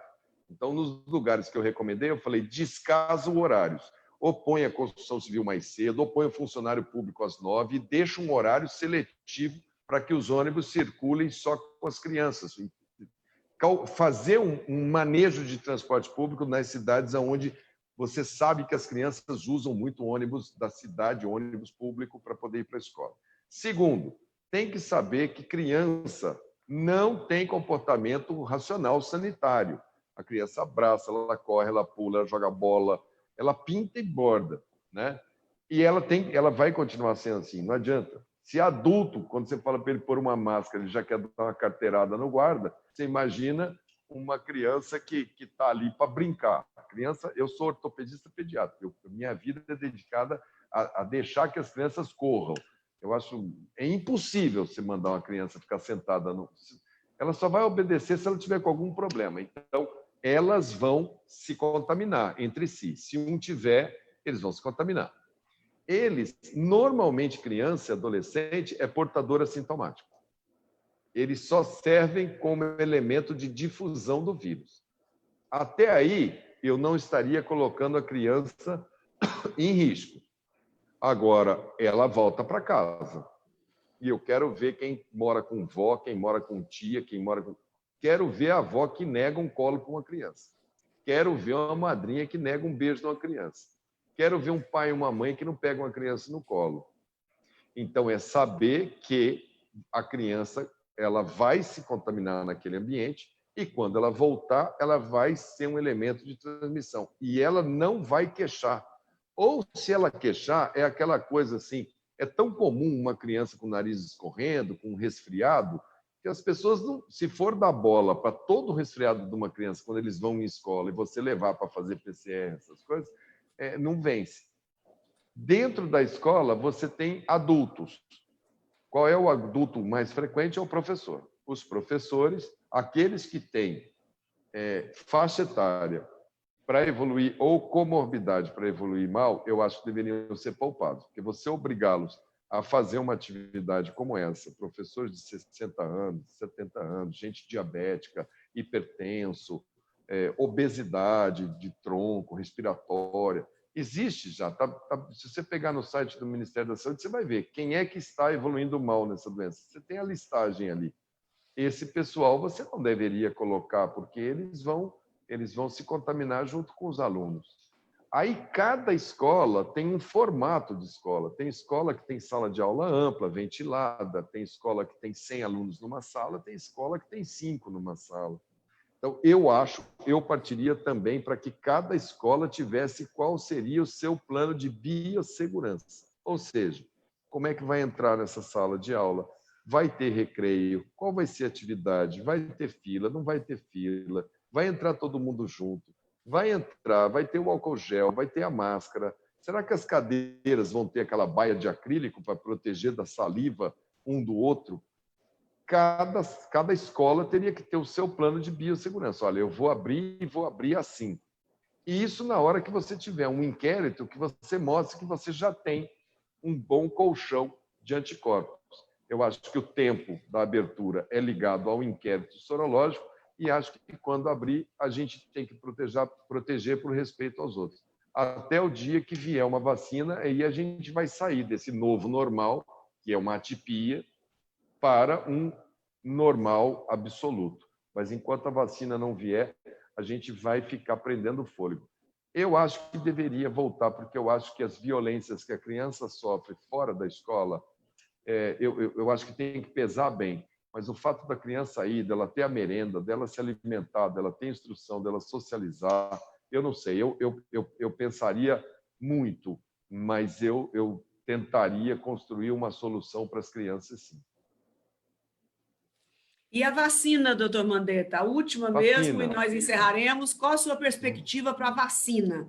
Esse ano ainda, se Deus quiser? Eu acho, senadora Kátia, que nós temos essas duas que estão na fase de testagem e nós temos algumas outras que estão correndo aí por fora que vão acelerar.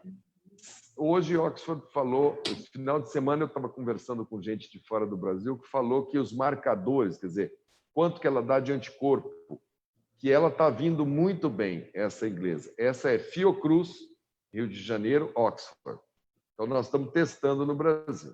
E a outra é a do chinês, chama Sinovac Butantan, São Paulo. Então, nós estamos no Brasil com 2 campos de teste com essas vacinas. Se tudo funcionar bem, a gente vai gastar uns 6 meses para compilar todos os resultados. Então, quando chegar em dezembro, janeiro, vão falar, foi dado o registro para a vacina, novembro, dezembro, janeiro, ali, final do ano. Depois que dá o registro significa o quê? Pode produzir. Aí a gente vai ter que ter fábrica e vai ter que ter todos os insumos que vão dentro dessa vacina prontos para produzir a vacina. Aí o mundo vai ter um bate-boca enorme se essa vacina vai ter patente ou não vai ter. Eu já no Ministério, naquela época, eu já tinha posicionado, o Brasil entendia, na minha opinião, que uma vacina para corona teria que ser um patrimônio da humanidade, porque isso daí é uma aflição à humanidade como um todo. Lógico, não é para o cara não ter o lucro dele, mas imagina se quem descobre essa vacina fala vai ser R$1.000 a dose. Não dá para a gente ficar refém de um cálculo de valor. A gente vai ter que ver quanto que gastou para fazer, dar uma margem ética de lucro, mas a gente vai ter que estabelecer isso. Eu não sei como é que o mundo vai fazer com isso. Se vai fazer uma quebra de patente ou se vai negociar. Cada país vai ter que negociar com o detentor da patente. Quando o detentor da patente falar, ok, por esse preço eu vendo para você, alguém vai ter que produzir isso. O frasco, aquele frasquinho onde você põe o remédio dentro, de vacina, só lá na China, eles terão que fazer para 1 bilhão e 600 milhões de chineses que vão ter que tomar vacina. Quem que é o maior produtor de frasco de vacina do mundo? A China. Será que a China vai reservar os frasquinhos dela só para ela ou vai exportar para nós? Então, o Brasil, mesmo que tenha vacina, a gente tinha que estar preparando agora as nossas estruturas de laboratório, públicas e privadas, para falar, olha, eu quero um esforço nacional quando tiver a vacina, que eu preciso fazer 215 milhões de doses para a gente poder zerar esse assunto. Isso, nós não temos essa capacidade instalada pública. Teria que contar com um esforço de muita gente. Então, eu não sei como é que vai ser, depois que você conseguir certificar a vacina, como é que vai ser a fase seguinte, que é produzir a vacina. Distribuir e vacinar as pessoas, o SUS é o melhor programa de imunização do mundo. Nós não teríamos dificuldade. Nós temos geladeira de vacina, nós temos isopor, nós temos gente que sabe manipular vacina no Brasil inteiro. Aí no Tocantins, em Araguaína, em todo o Tocantins, tem todos os seus municípios, eu tenho como colocar a vacina. E tenho gente para fazer isso. Coisa que muitos países não têm. É difícil você montar um sistema de vacina do tamanho que temos no Brasil. Então, esse ponto favorável para nós. Agora, a produção, a quantidade de vacina, isso, se nós não decidirmos fazer isso agora, já deveríamos estar fazendo isso, preparando, pode acontecer da gente ter a autorização de produzir, ter a vacina certificada e não termos parque industrial para produzir. Aí nós vamos ficar na fila esperando a boa vontade do inglês, do americano, do alemão, do chinês, do indiano, não sei de quem quer de direito, para ver se libera as doses para a gente. Lembrando que quando foi do H1N1, isso aconteceu. O mundo rico falou, nós vamos produzir a vacina, mas primeiro para nós. Vocês aguardem que no ano que vem vocês vão ter. Foi uma confusão enorme, foi ameaça de quebra de patente, acabaram cedendo a fórmula e o Butantan no Brasil fez a vacina, que é essa vacina que a gente toma todo ano, ela tem também a do H1N1.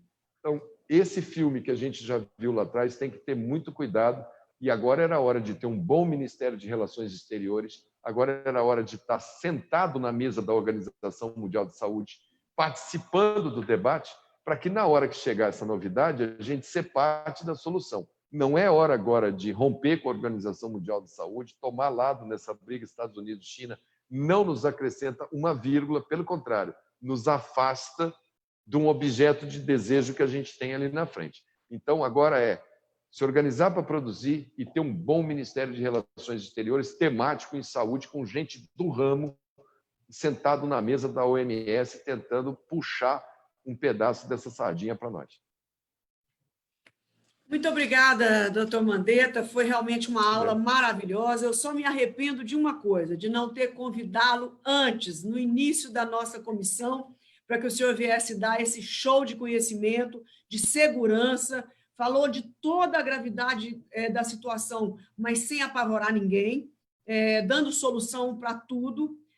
Planejamento é a palavra básica. Planejamento só se faz com conhecimento, com compromisso, com dedicação e foco.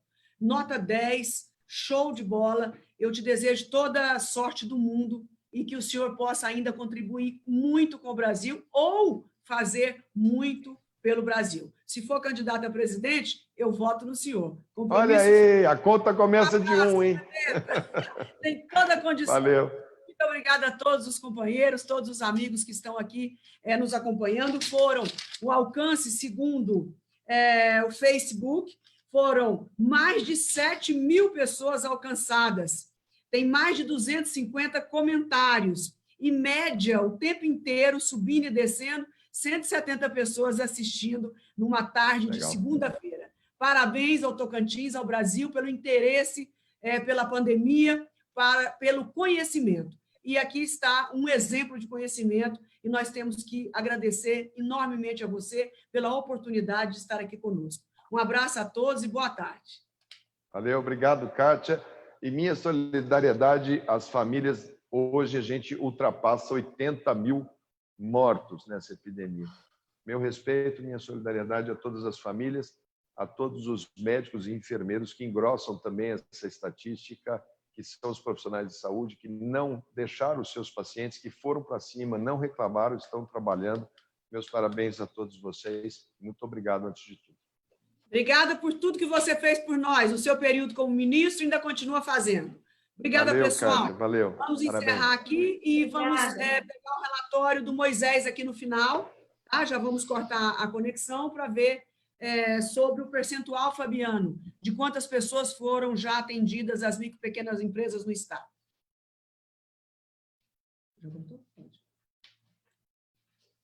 Obrigada, doutora Janice, obrigada, Emília, a participação de vocês duas foram fundamentais, do doutor Tiago, doutora Elaine, agradeço o presidente do Tribunal de Justiça, acho que foi muito interessante, não é, pessoal?